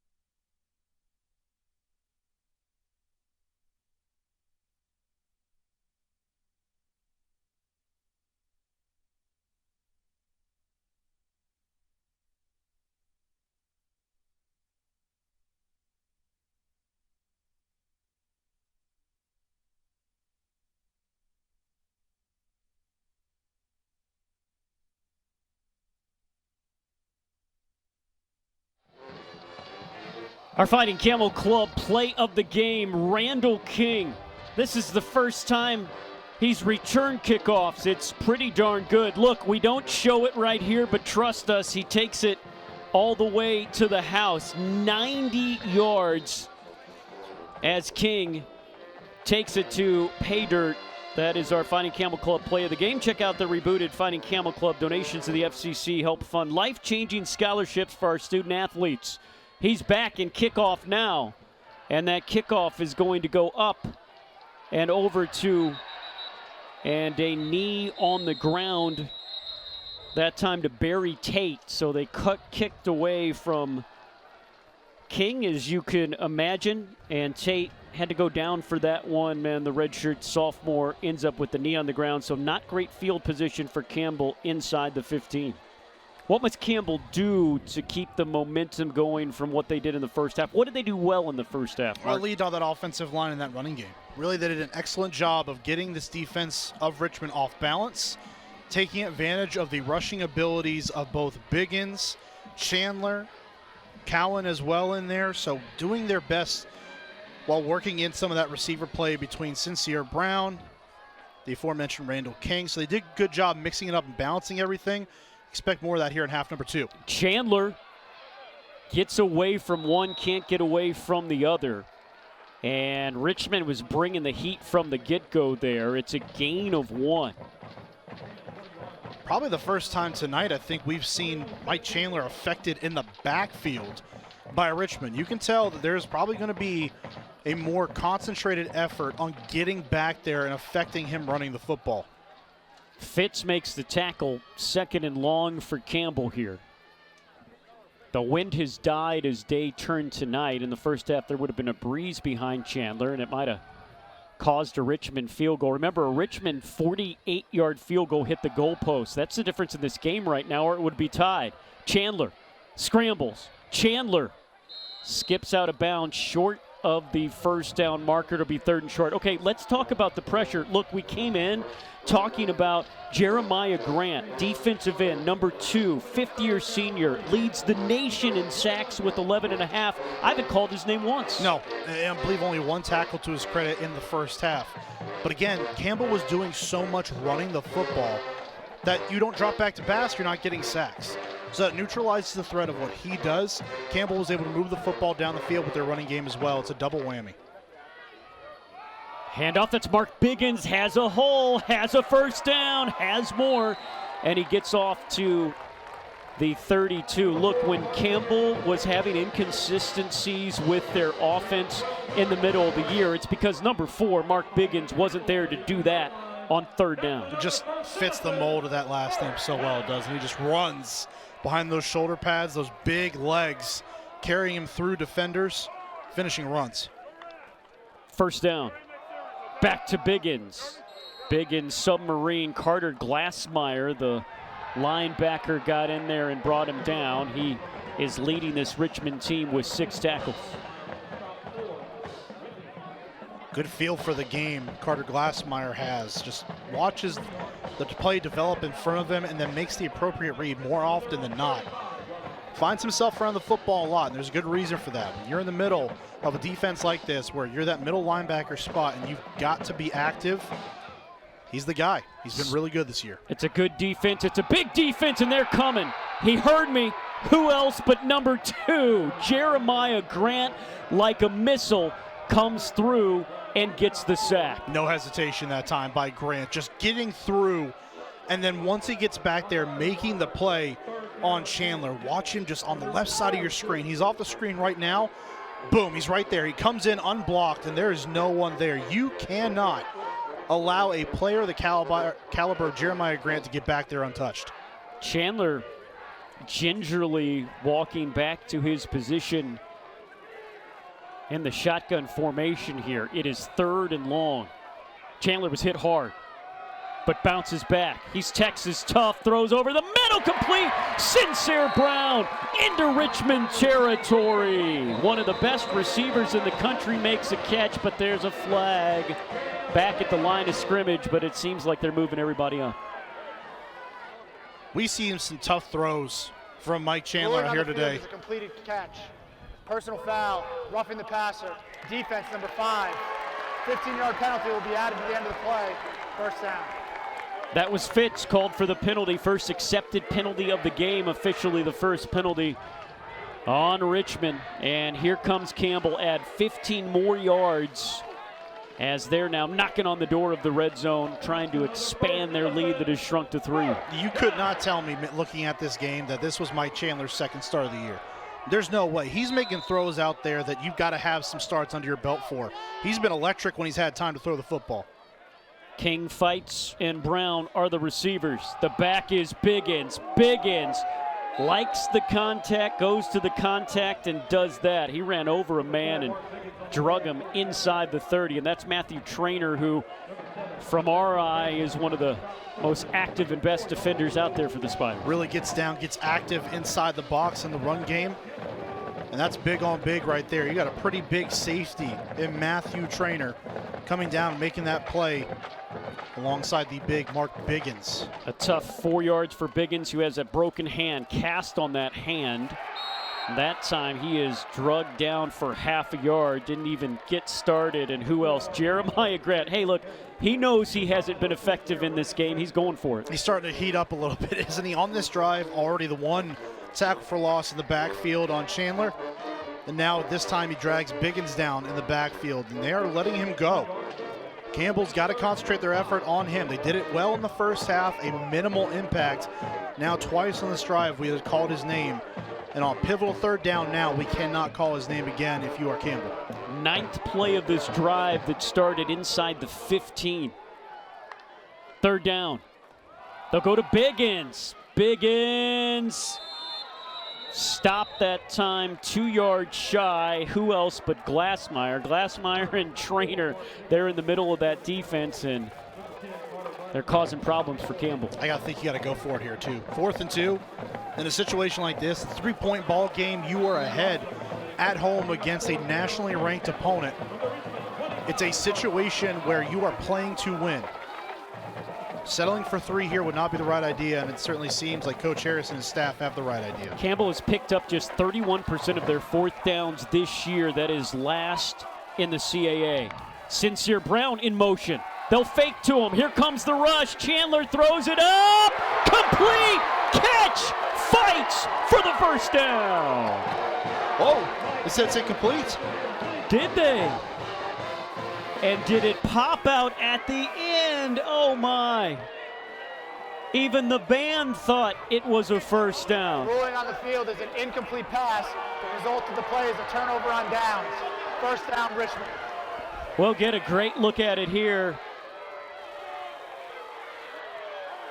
Yeah, and it did come out. My goodness. The eyes of the official right on it. Yeah, and that's an obvious one. Hayes was there in coverage. Would have been a sensational catch. Fights is so sure-handed. Usually those are no problem, as high degree of difficulty as they were. Campbell that close to continuing this drive. Now here comes Richmond, the 13th ranked team in the country, first place in the CAA. They have never had the lead. They have a drive to get it here. Really thought that was a play made by Chandler, just escaping that pressure. Got to hang on to the football on the back end if you're Fights. They'll go back to the freshman, Andrew King.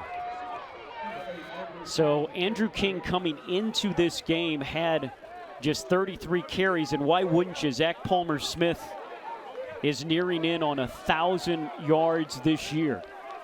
But so far in this game, we've had a dose of King well. He has 7 rushes for nearly 40 yards. Look, Palmer-Smith hasn't been as good as he usually is, 15 for 47 and a fumble. Coleman rolls right, throws right, complete to his tight end for the first time today. Complete to the 45, and it's a first down for Robert, the tight end senior transfer from Cornell. Really nice job by Coleman looking off the defense, getting outside the pocket. Breaks down, just lofts it right over the top. The defense can't get back because of that pursuit they are making. Nice recognition, good communication non-verbally between Coleman and Robert. What adjustments do you see, Mark, that Richmond made? Because offensively, they seem to really be flowing. I don't know that they've made any adjustments schematically. I think it's just a mindset thing. Last drive, they came out and hammered that ball down Campbell's throat. This time, they're just communicating non-verbally and executing at a high level. Coleman pulls it. Campbell's pursuit is there. He doesn't slide down. He's still able to slither forward for 5 yards. Rashawn Carr came up from his strong safety position and makes the stop, and that's JoJo Pace getting up a little bit gingerly. Good call there. It's a great example of the execution. Again, I don't think they're doing much schematically different from the first half. It's just been how they've done it. They're not just executing, but they're getting after it, firing off the football at the offensive line, executing at those wideout spots, especially in the backfield as well right now. 3 receivers set, second down and 5. Richmond down 3. Coleman fires, complete. That's Jerry Garcia Jr. inside the 30. Coleman has been pinpoint accurate with his throwing here in the second half. We didn't see that in the first half. We didn't, and part of that was some of the pressure that got home, but also great coverage by Campbell. Right now, they're going with this quick passing game, getting the football out quickly, just matriculating the football down the field. He is 5 for 6 through the air in this second half, and on this second drive, Spiders trying to erase what was a 10-point halftime deficit. They are knocking on the door of the red zone here. Zach Palmer-Smith is the back. Coleman is the quarterback. Steps up, scrambles, makes a move, has the first down. What a move. It was a little shoulder shake to a man, unlike Mike Chandler II for Campbell, not known for his running, but he showed some skills on that scramble. Well, that's pretty nice, isn't it? Taking a look down the field, keeps his eyes there. And then once he has to scramble, knows he has to take off, boom, just gets that foot in the ground. What a move to get up the field by Coleman. 2 receivers left, 1 right. 1st and 10. And oh, by the way, then you can give it to one of the best backs in the nation. 2 yards for ZPS. Campbell has done a good job of not allowing him to break the big one. 7 yards is his long. He's averaging under 3 yards a carry, Mark. Concentrated effort, getting to him in the backfield. That's what they've done. The only thing is, once you start relying too heavily on that, it then goes over to that passing game. And right now, Coleman doing a great job of reading the defense, figuring out if he needs to throw the football or keep it and work it on the ground. Under 40 seconds to go. Coleman on second down, going in zone. No! Vini was turned around. He was looking left shoulder. If he would have looked right, Richmond may have the lead. Instead, it's incomplete. Talk about the communication between Coleman and Robert a couple plays back. Just loses it. Vini going down the field, and he has 6 yet again. Second missed opportunity in the end zone down the field for the Spiders tonight.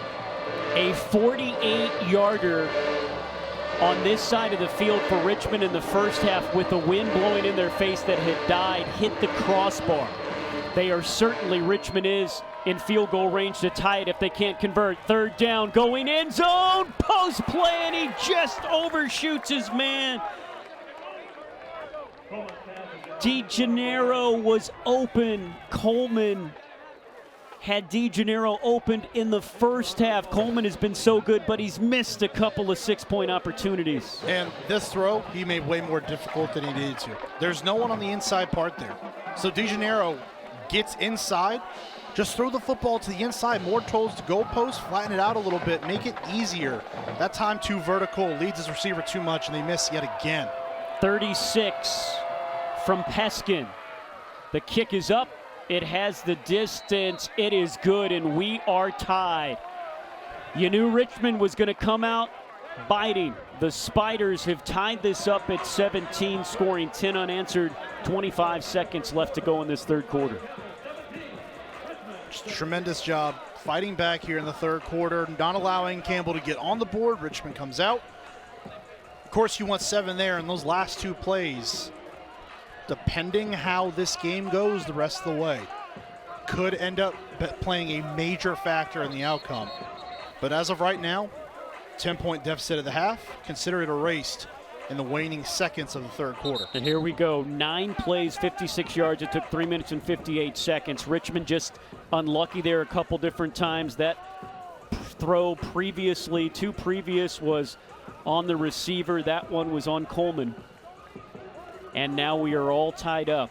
But Richmond on the road has never led, trailed by 10 at halftime after Campbell hit a field goal to end the half.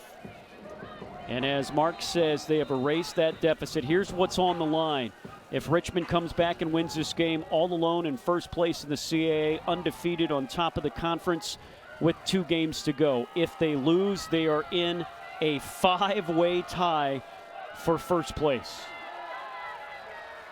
Richmond in their last year as a football-only member of the CAA conference. Tate has it, makes a man miss, pushed out of bounds at the 29-yard line. Nothing extracurricular. Tate stumbles a little bit there, and the defender stumbles into him, but there is a flag that does fall. It was interesting. They got a little bit tangled up there. We'll have to see that one again. What did you see, Mark?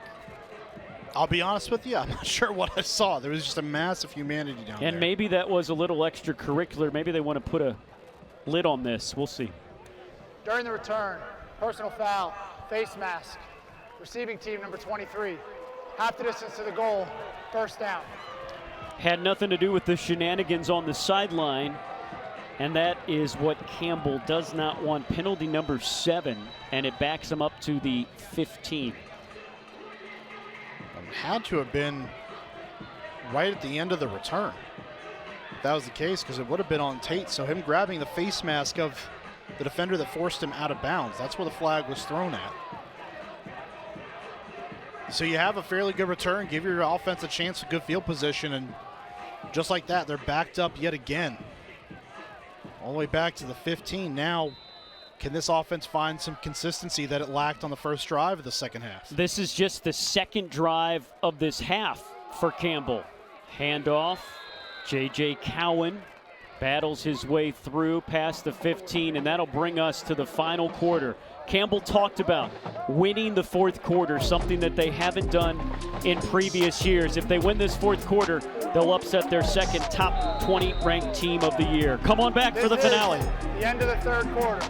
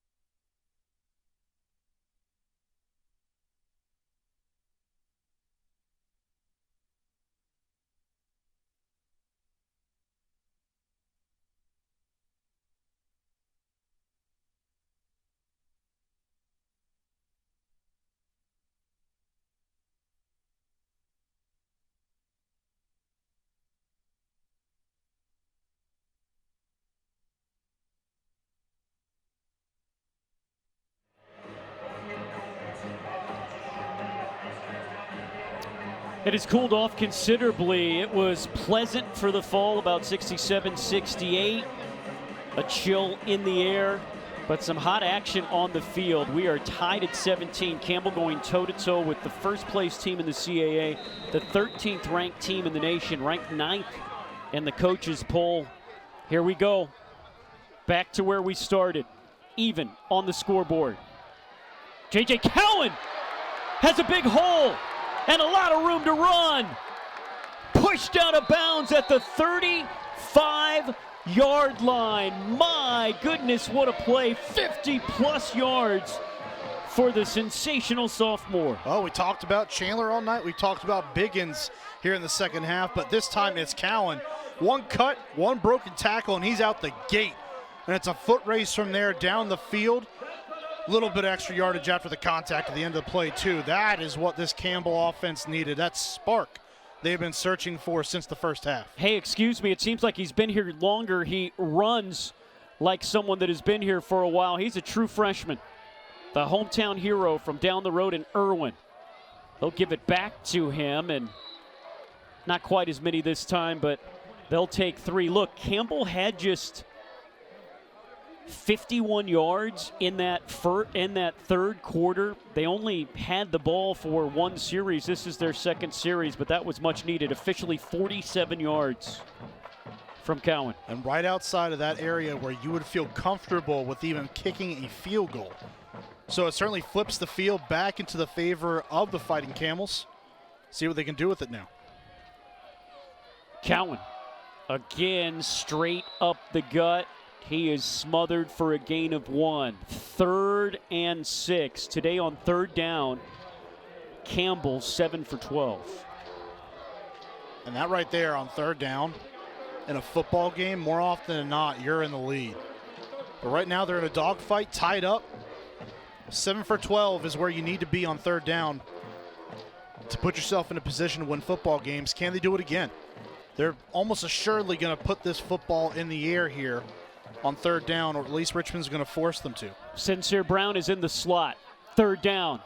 Chandler through the hole.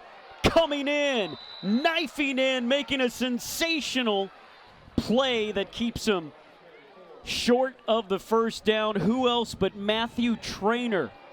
So quick.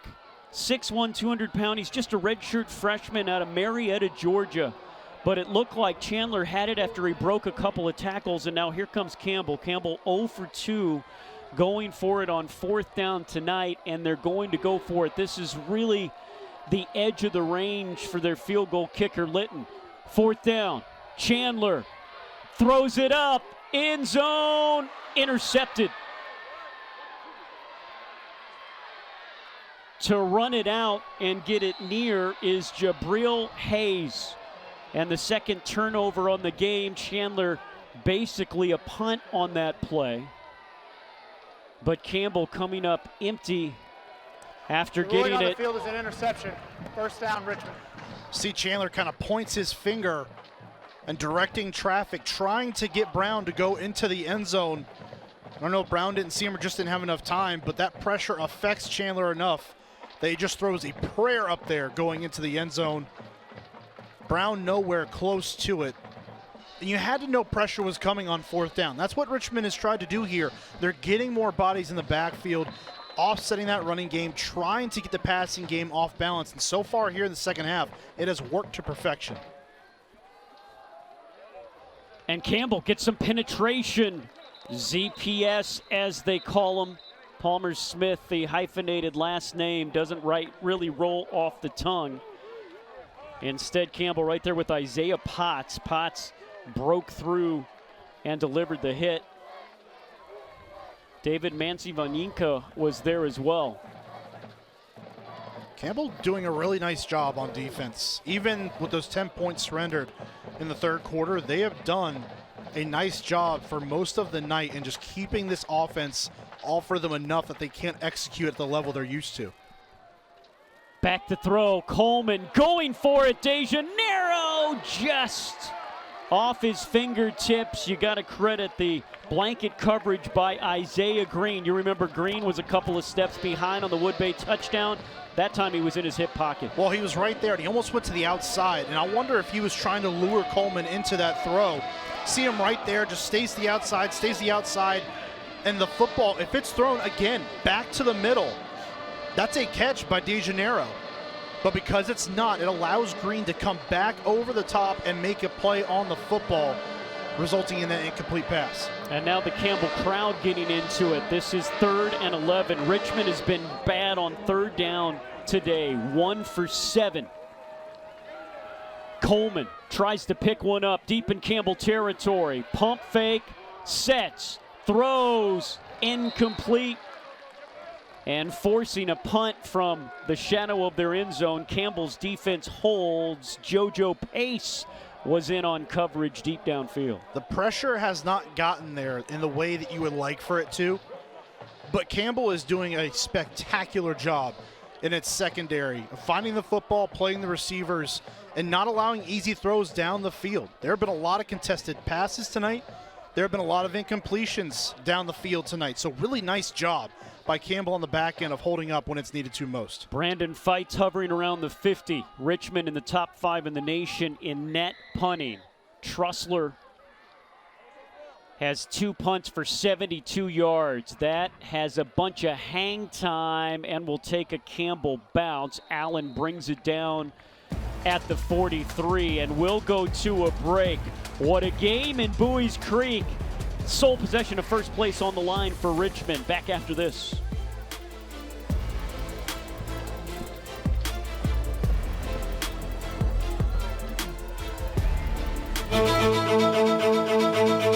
We are not merely an institution of higher education.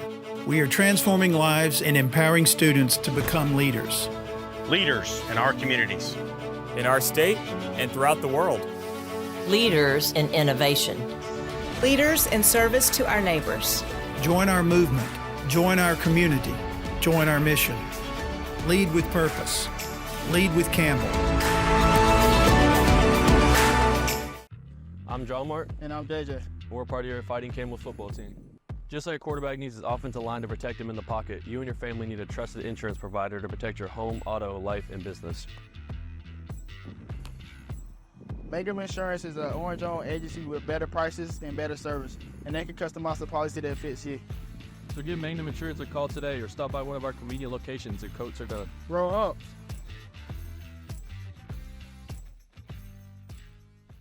Looking for a reason to try the new $5 meal deal at McDonald's? Here's 1, 2, 3, 4, and the price makes 5. So much. That's everything you get with the new $5 meal deal at McDonald's. Do you remember your favorite McDonald's collectibles?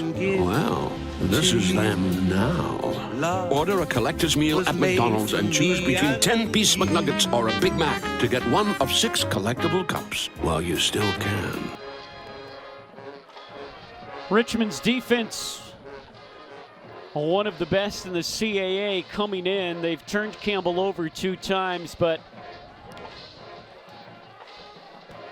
on the first interception, they gave the ball right back to Campbell on the fumble. This was on a 3rd and short, tapped up into the air and able to make a great grab on the back end. And then this one, but really a punt. Back to live action here. Chandler is going to take it himself, finds his blocker, pushes his blocker. Green grass, 20. And the ball pops out at the end of the play, but they're going to say he was out of bounds at the 12-yard line. And a touchdown saving tackle made by who else? Number 7, Matthew Traynor. Watch this play. Right here, blocking, gets out on the edge.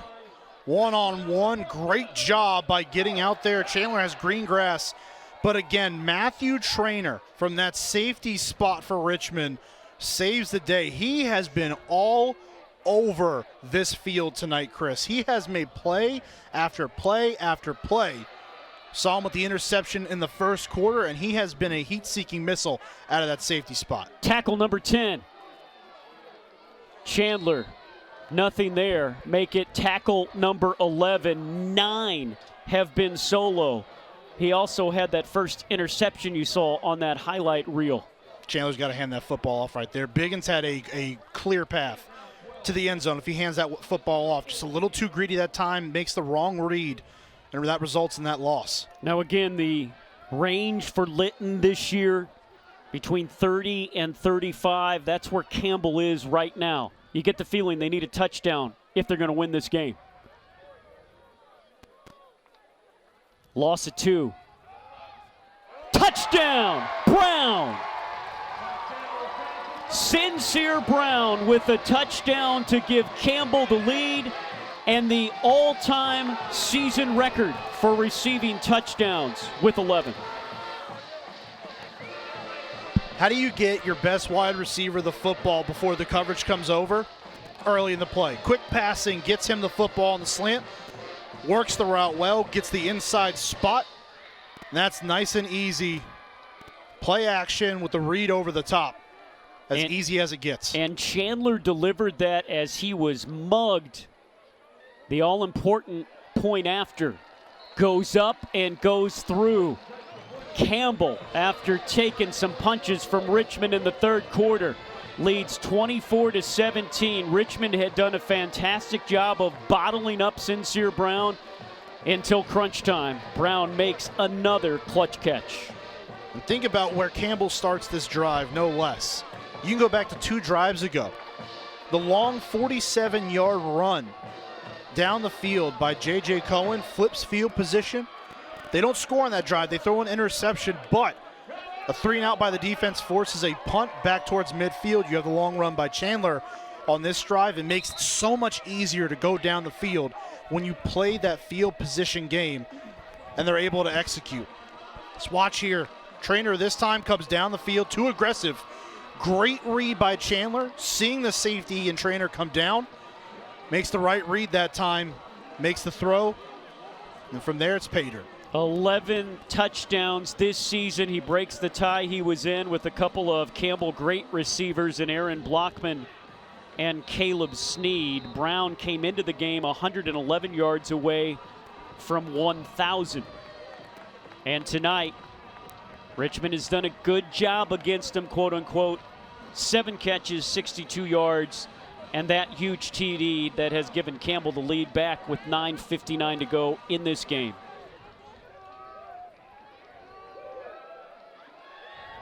Garcia, his hole quickly closes. Tackled inside the 25. That's Sammy Malinagi. Nagy, one of the Campbell backup running backs that uses that speed to cut him down. This Campbell crowd, this Campbell bench is electric right now. And rightfully so. They got the lead right back. Your defense has done a really good job tonight keeping this Spider offense off balance. The running game not where they want it to be right now. But they're still able to work the clock. Still so much time left in this football game for Richmond to come back, work their way down the field. Coleman. Complete. Ellis. Campbell is right there. Guzman makes the stop. Look, this is a Richmond team. It was all about rushing. That's what we talked about in the open. They are 16th in the country with their rushing attack that's over 200 yards. Campbell is limited to 110 and has really made them throw here. Well, they've made them work for every single one of those 110 rushing yards. It has not been easy.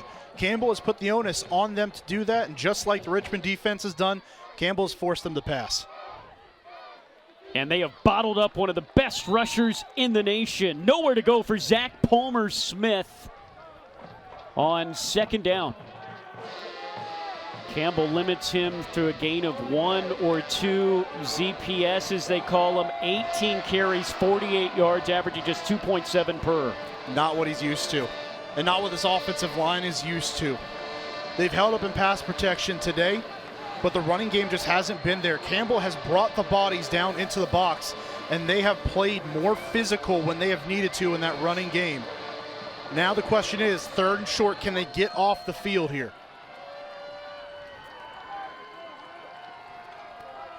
Coleman throws. Ellis First down, gets away from a tackler and adds a couple of more. He is finally slung out of bounds at the 41-yard line. Cornelius Davis finishes him off. That was huge. Richmond had converted just one of their first 9 third-down tries. When they needed it most, they get it. Bread and butter play all night long on third down. When they had to pick up a first down, they have run that short crossing route, and they have executed every single time. Campbell has not had the guys there to cover it. It's an easy read for Coleman. Easy throw, easy catch for their intended receiver. That time, Ellis. Coleman 11 of 20 through the air, 178 and a touchdown. A new set of downs. Coleman with the fade. DeGeneiro had it in his hands, and then it came down and came out, and DeGeneiro is holding his knee. Guzman was there in coverage, and that is huge. DeGeneiro, the leading receiver, the big down-the-field threat for this team. Well, contested at the point of contact. Almost wonder if there was a PI potentially there. I don't know if he's holding him. It looked almost like his ankle or his foot. Yeah, it looked like it. Tough to see there.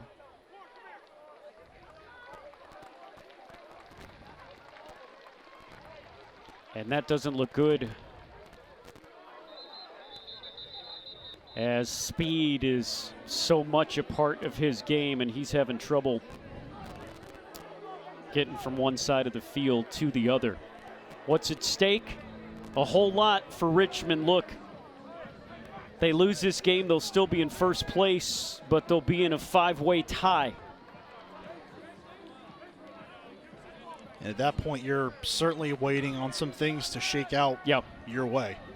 And that, again, if you're tied for first, even in a 4 or 5-way tie at the top of the CAA conference, you're getting into the FCS playoff. But Richmond wants to make a statement. This is their last year in the CAA. They retreat to the Patriot after this year. They want to go out with a bang. Former national champions. So much history for Richmond football. A flea flicker. Trick play. They throw underneath. It's good enough for Ellis. He's got the first down as he's slung out of bounds at the 40. 7:46 to go. Down 7.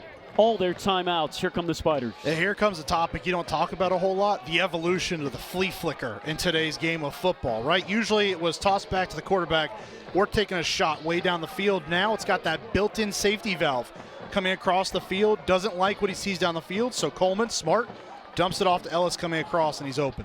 Zach Palmer-Smith awaits in the backfield. Is this his time? Trickery again. Coleman will take it himself. Close to the first down. Boy, Campbell has not bit on the trickery, but Richmond able to make something out of nothing. Credit Coleman on these last 2 plays, not trying to force anything. Well, they're not getting exactly what they want, and that's, again, those shots down the field. But this defense of Campbell is locking them up enough that they don't get those shots. Credit Richmond, though, fighting back the other way, getting yards where they can. Campbell's defense has been really, really good. ZPS up the middle. Isaiah Potts holds him, slings him back. It's enough for the first down. You just continue to kind of wait for Zach Palmer-Smith and this offensive line to take off here in the fourth quarter. When you get those battering running backs like a guy like ZPS, those hits eventually start to wear on a defense. We just have not seen it yet. Only those almost 3 yards a carry average, so unlike this rushing attack, especially for Zach Palmer-Smith. Coleman throwing, end zone, leaping, incomplete. There was a fight. Jerry Garcia Jr. was there, but also was Daquan Johnson, the Duke transfer, right where he's supposed to be. I have been so impressed with this secondary of Campbell tonight at the point. Look at fighting for the football, just getting back there, playing the ball, not just playing the receiver, but playing the ball, finding it in the air and getting your hands up to knock it away. It's been all night long for Campbell that they've been able to do that with the football in the air. 2nd and 10. Campbell had a 10-point lead at halftime. Campbell has never trailed. Campbell has already beat one top 20 ranked team this season. Looking to take down another. Coleman in all kinds of trouble. Heaves. And it's out of bounds. Will there be a flag? The answer is no. Nope. Campbell has never beaten a ranked team coming into this year. They're trying to take down their second. Look at Coleman here, just looks left, comes back to the right. There's Camels everywhere around him. He cannot get away. Defense does not stop its pursuit, forcing him backwards continuously and just has to throw the football away. Fortunate he doesn't go down with a sack, but good wherewithal by Camden Coleman to get the football out of bounds and live to fight another down. Fourth down territory, almost certainly. A late substitution. The play clock is down to 2. Back to throw. Coleman steps up, fires, complete. His tight end, seldom used, Sean Clark makes just his 3rd catch of the season. And it keeps the drive alive and keeps this game alive for Richmond. Now, Campbell had a shot right there to get to Coleman, get him on the ground, but he steps up, fights through the contact here. Watch him step right into the pocket there, climbs. Great presence, and then a great ball delivered down the field to Clark. Campbell inches away from the sack. 1st and 10. Coleman throws it out. Jerry Garcia Jr.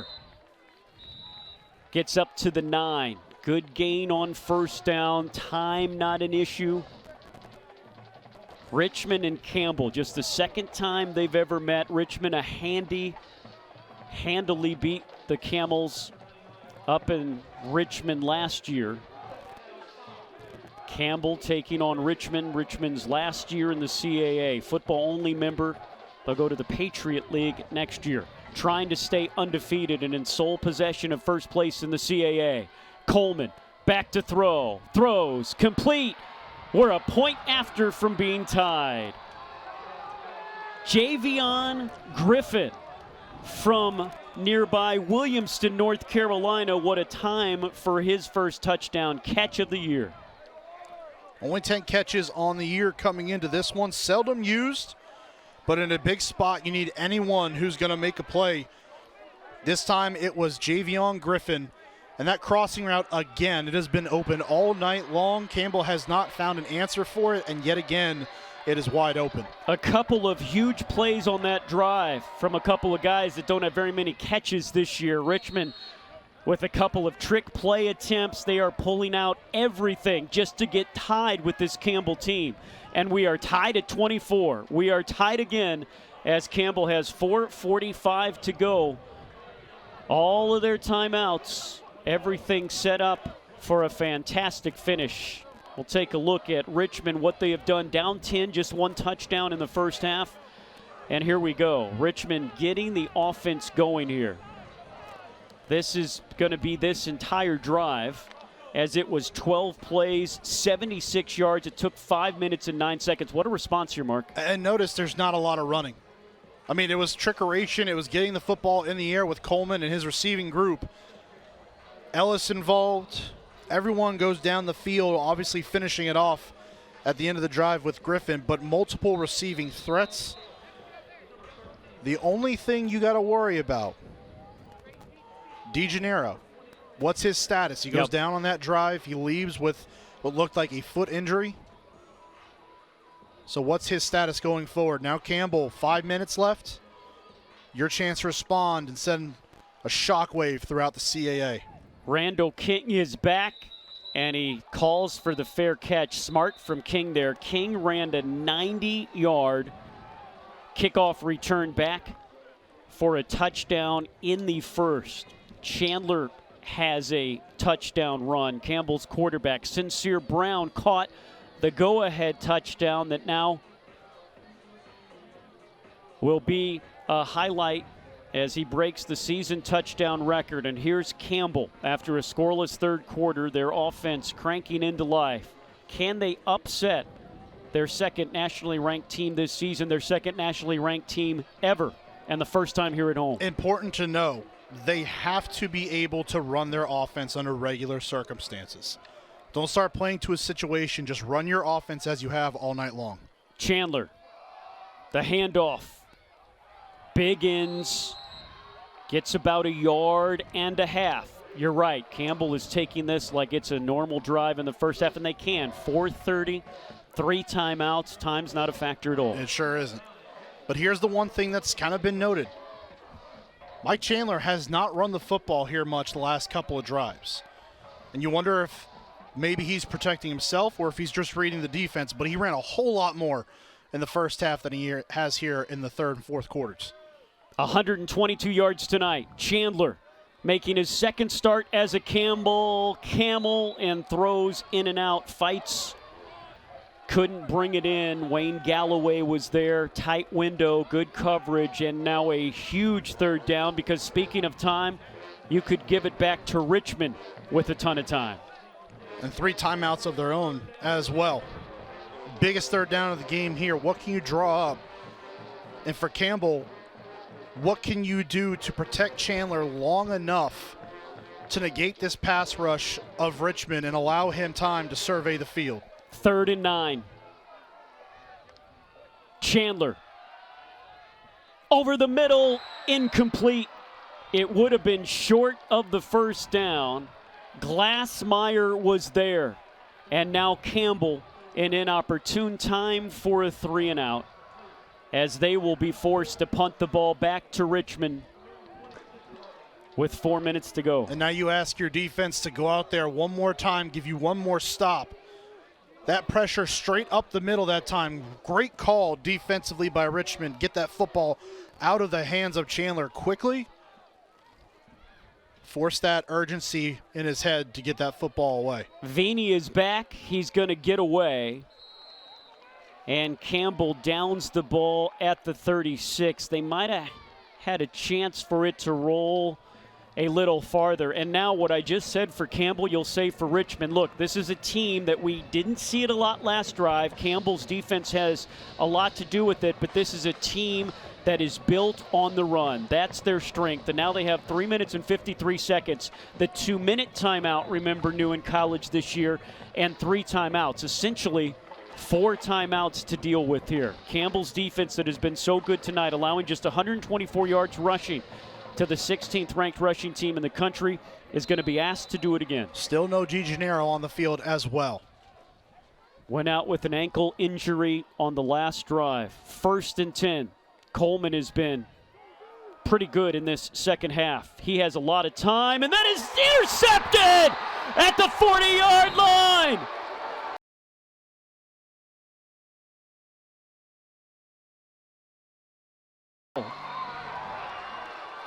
The Colorado State transfer makes the play of the year. On the field is an interception. First down. Missed one in the first half. Almost sat on a route in the second quarter and nabbed an interception. This time he makes up for it. It is a long throw back across the field for Camden Coleman, and he does not have enough on it. Guzman sits on it, reads it, breaks, bobbles it once, and catches it the second time. And Campbell's defense all night long has been up to the challenge. They've bent a little bit and they've broken just a smidge. But when they've needed to most, they have come up with big stops, and now their offense takes over in plus territory. You remember they forced that fumble when Richmond was rolling into the red zone in the first. Chandler doesn't get there. Now remember, Campbell, if you're thinking game-winning field goal, the long by Litton this year was 34 yards. He has not attempted a field goal over 39. He's 3 of 5 from between 30 and 39. He's a perfect 4 for 4 for inside 30 yards. So you got a ways to go before you start feeling really, really comfortable. Where has Randall King gone? We have not seen him here in the second half on the stat sheet. Chandler, hands off. J.J. Cowan nearly gets through instead.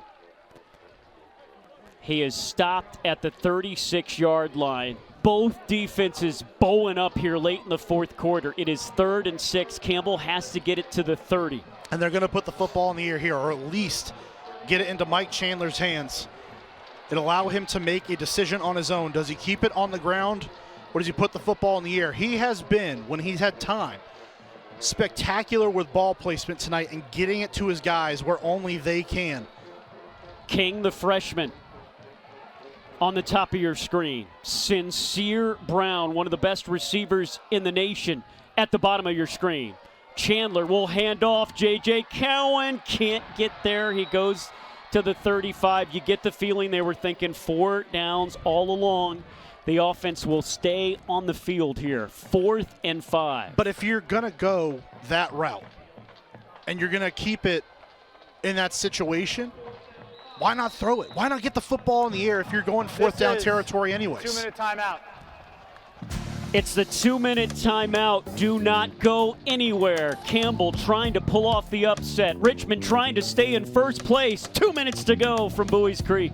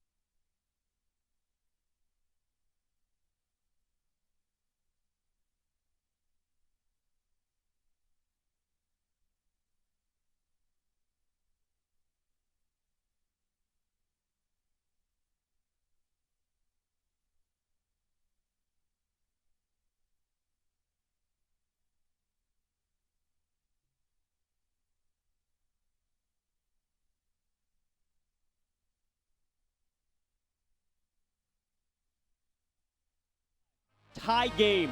Campbell trying to upset their second top 20 ranked team of the year. Richmond trying to stay in sole possession of first place in the CAA. Buckle up. Here we go. Final 2 minutes from Buies Creek. Chandler takes a snap. Chandler throws incomplete. Turned over on downs. Who else? Matthew Traynor with the pass breakup. Number 7 today for Richmond. 12 tackles, 10 solo. On the field is an incomplete pass. First down, Richmond. 2 tackles for loss, an interception, and that his first pass breakup. Well, Sincere Brown is looking for a call here. Gets to the bottom, and he's got a case. He's got something, too. Yeah, My goodness. I mean, he was grabbed, and I'm not sure why the official isn't throwing the flag there. Be honest with you. You cannot make contact like that in college football. Yep. You can't get your hand around the waist like that, much less grab. That was C.J. Frazier, and that's a tough call. That is getting away with one there. The officials letting the guys play. Complete. Who else is up there but DeJaneiro? You ask, would he be back? No. Check that. Yes, that is DeJaneiro. As he ends up making that catch. Boy, it looked like he could barely put any weight on that ankle. He is limping around. He would usually try to break that for more yards. He doesn't here. Just get down, take the yards. 90 seconds to go. 3 timeouts for Richmond. Coleman out of bounds. Richmond has a really, really good, actually 2 place kickers. Sean O'Hare last week hit from 47 against Towson, but we've seen Brandon Peskin, the starter, back in. He has a 45-yarder. He's 2 of 4 from 40-plus this year. They still have a ways to go, but they don't have to get all those yards. They just have to get into field goal range. We're tied at 24. At the 41 here on 3rd down. This is where those crossing routes have opened up all night for Richmond. 3rd down, 4. Complete It's a first down, the safe play to Ellis, and Ellis keeps going, and those are some valuable extra yards. He's to the 50. They'll stop the clock at 1:18 and set the chain. They ran those crossing routes again, but this time Campbell covering those. Richmond and Coleman smart to get out there on the edge instantly to Ellis for the short comeback. It's 1st and 10. Coleman has been cool down the stretch. He delivers to Ellis. It's a gain of 4 to the 46. The clock ticks under a minute. Richmond with all 3 timeouts. Campbell with all 3 as well. Coleman calls his own number. Coleman! It's another first down, and they are inching closer to field goal range. The wind has died. It's a cool night. And with 46 seconds to go, the play blown dead. The ruling on the field is a first down. Timeout for injury. And that is Jalen Brooks. Remember Campbell's top 2 linebackers before Brooks out with season-ending injuries. Brooks has stepped up and taken control. 7 tackles tonight, 1.5 for loss. He's being tended to. Chelsea Beers, the great head athletic trainer for this Campbell football program. They have been working down in numbers this year. There have been a lot of other athletic trainers from a lot of other sports that have come over here and helped this hard-working crew.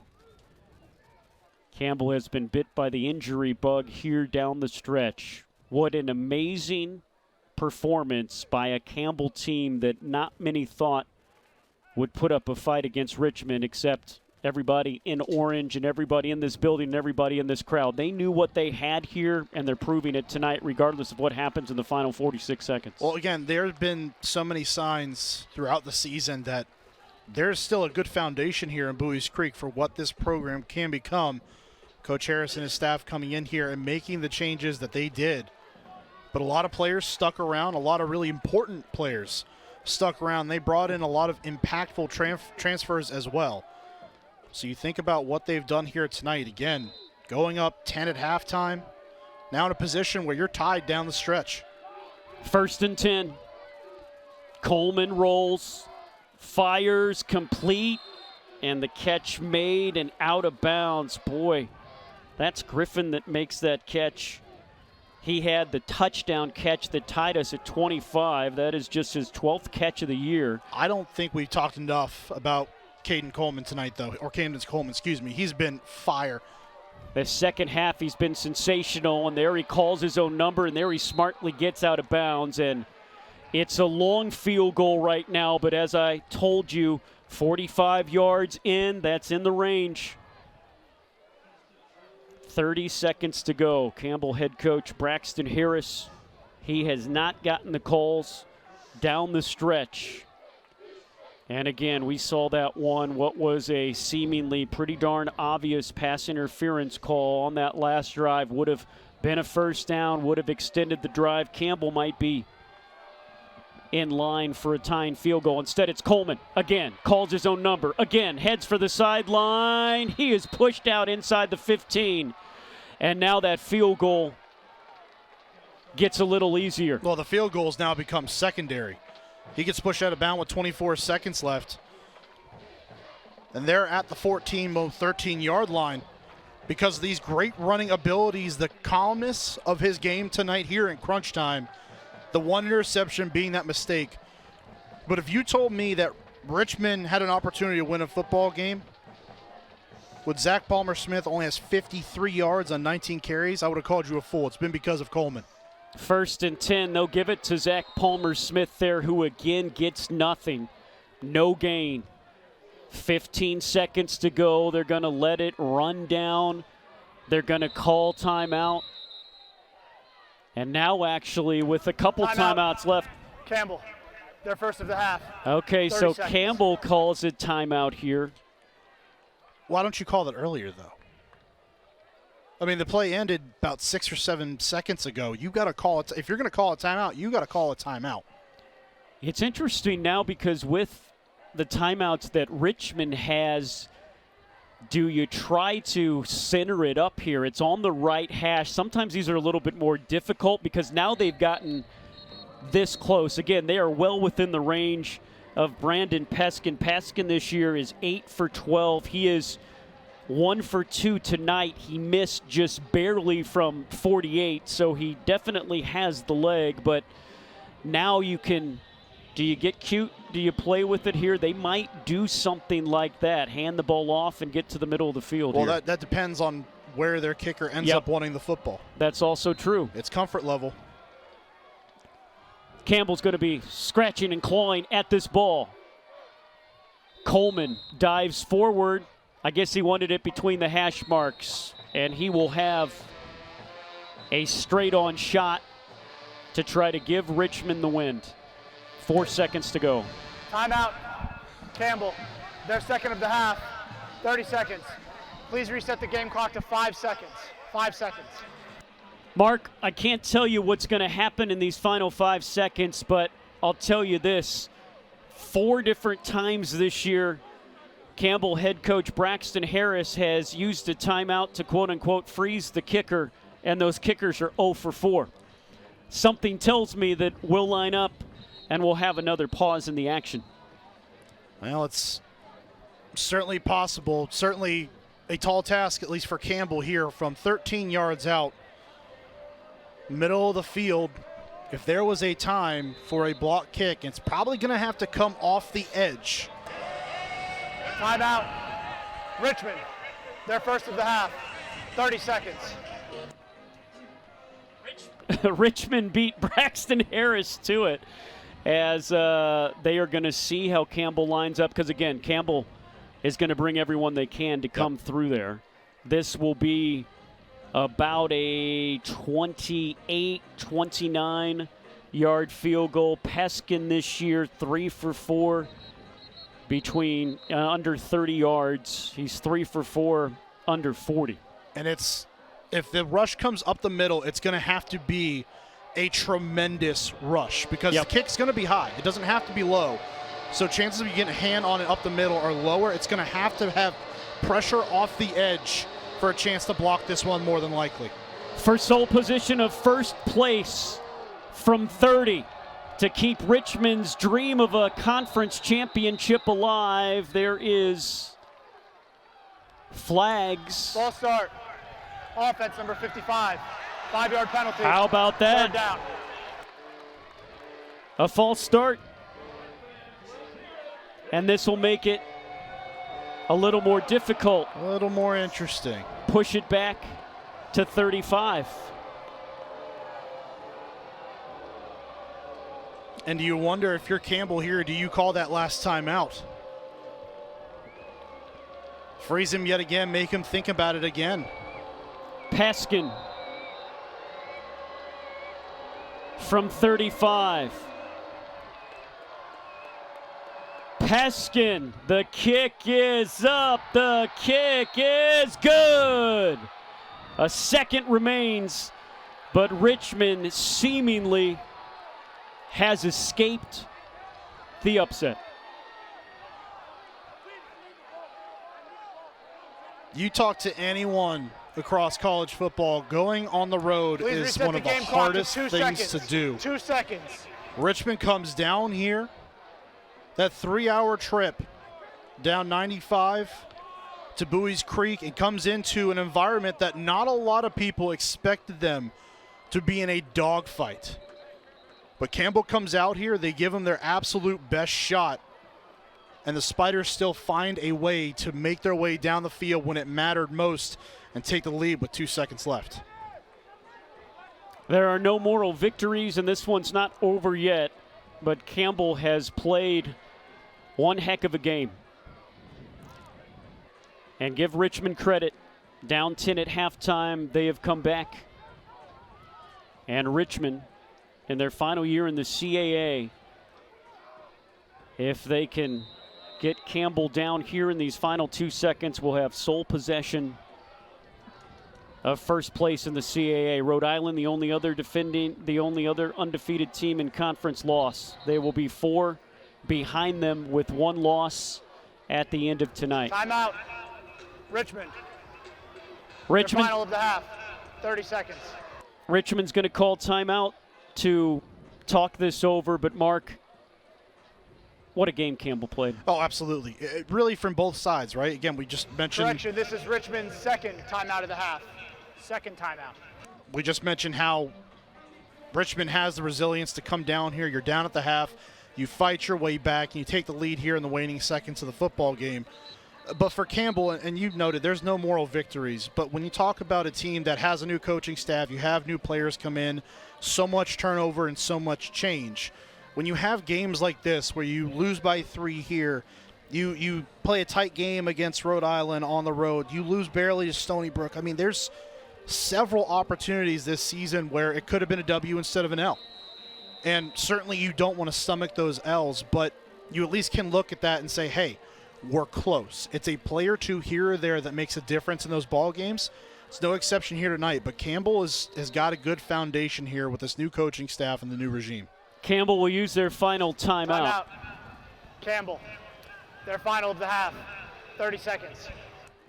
Randall King ran 90 yards, a kickoff return for the touchdown. That was the first that Campbell had since back in 2018, their 7th all-time. Remember this, year number 17 in this rebirth of Campbell football.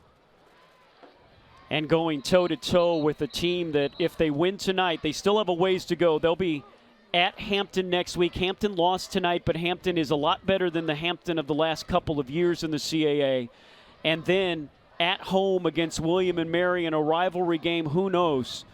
But that's Richmond's path that will still be in their own hands if they're able to keep the lead with the final 2 seconds here tonight. The cliche is control what you can control. Everything else has shaken out. That every other team has at least one loss within the CAA, except for these Richmond Spiders. And as long as they can hang on here in these last 2 seconds, they will have sole possession because they controlled what they could control here tonight in Bowie's Creek. Richmond looking for their 8th straight win. It's on the ground, fumbled around, and that's how this game will end. And they say there is a second left. Home sweet home.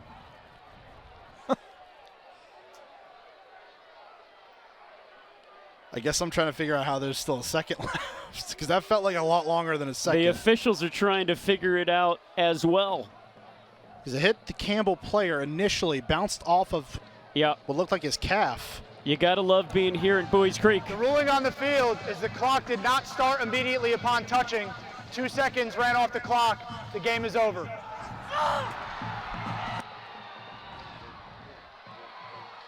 And that'll do it.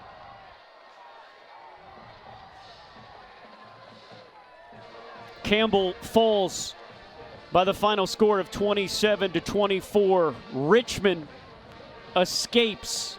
Bowie's Creek still in first place at the top of the CAA conference. We're going to go straight into the shortstop post-game report. Shortstop, the official convenience store of the Fighting Camels, with 2 locations on campus. Obviously, emotion so very high here. This is a Campbell team that was seconds away from beating their 2nd ranked team of the season.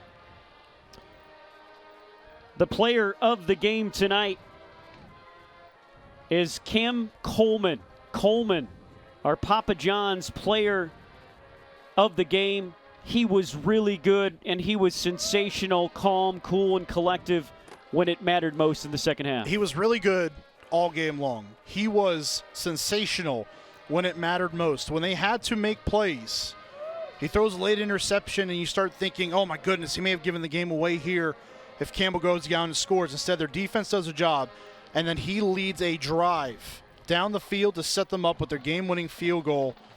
Camden Coleman, on a night where his superstar running back and Zach Palmer-Smith was not himself, stepped up in a big way, and they walk out of Bowie's Creek avoiding an upset. Zach Palmer-Smith, 53 yards. He did get a TD, but Campbell held him to under 3 yards per carry. Campbell limited the best rushing attack in the CAA to 147 yards and less than 4 per carry. Coleman was 19 of 33, 252 yards, 2 TDs, and an interception, which was a phenomenal interception. Campbell gave it their all, just came up short against the 13th ranked team in the country. Campbell on the road at Delaware, back here against Towson, 2 o'clock in 2 Saturdays for Senior Day. Hey, we'll be back on the air. That's why we're running out of here. We've got to go set up for the game tomorrow. Campbell men's basketball versus St. Francis at 2 with Lyndall Suggs on Flo College. For Christian Lyndall, our wonderful student-run crew, Mark Cobert, Emma, I'm Chris Ameyer saying so long. What a game.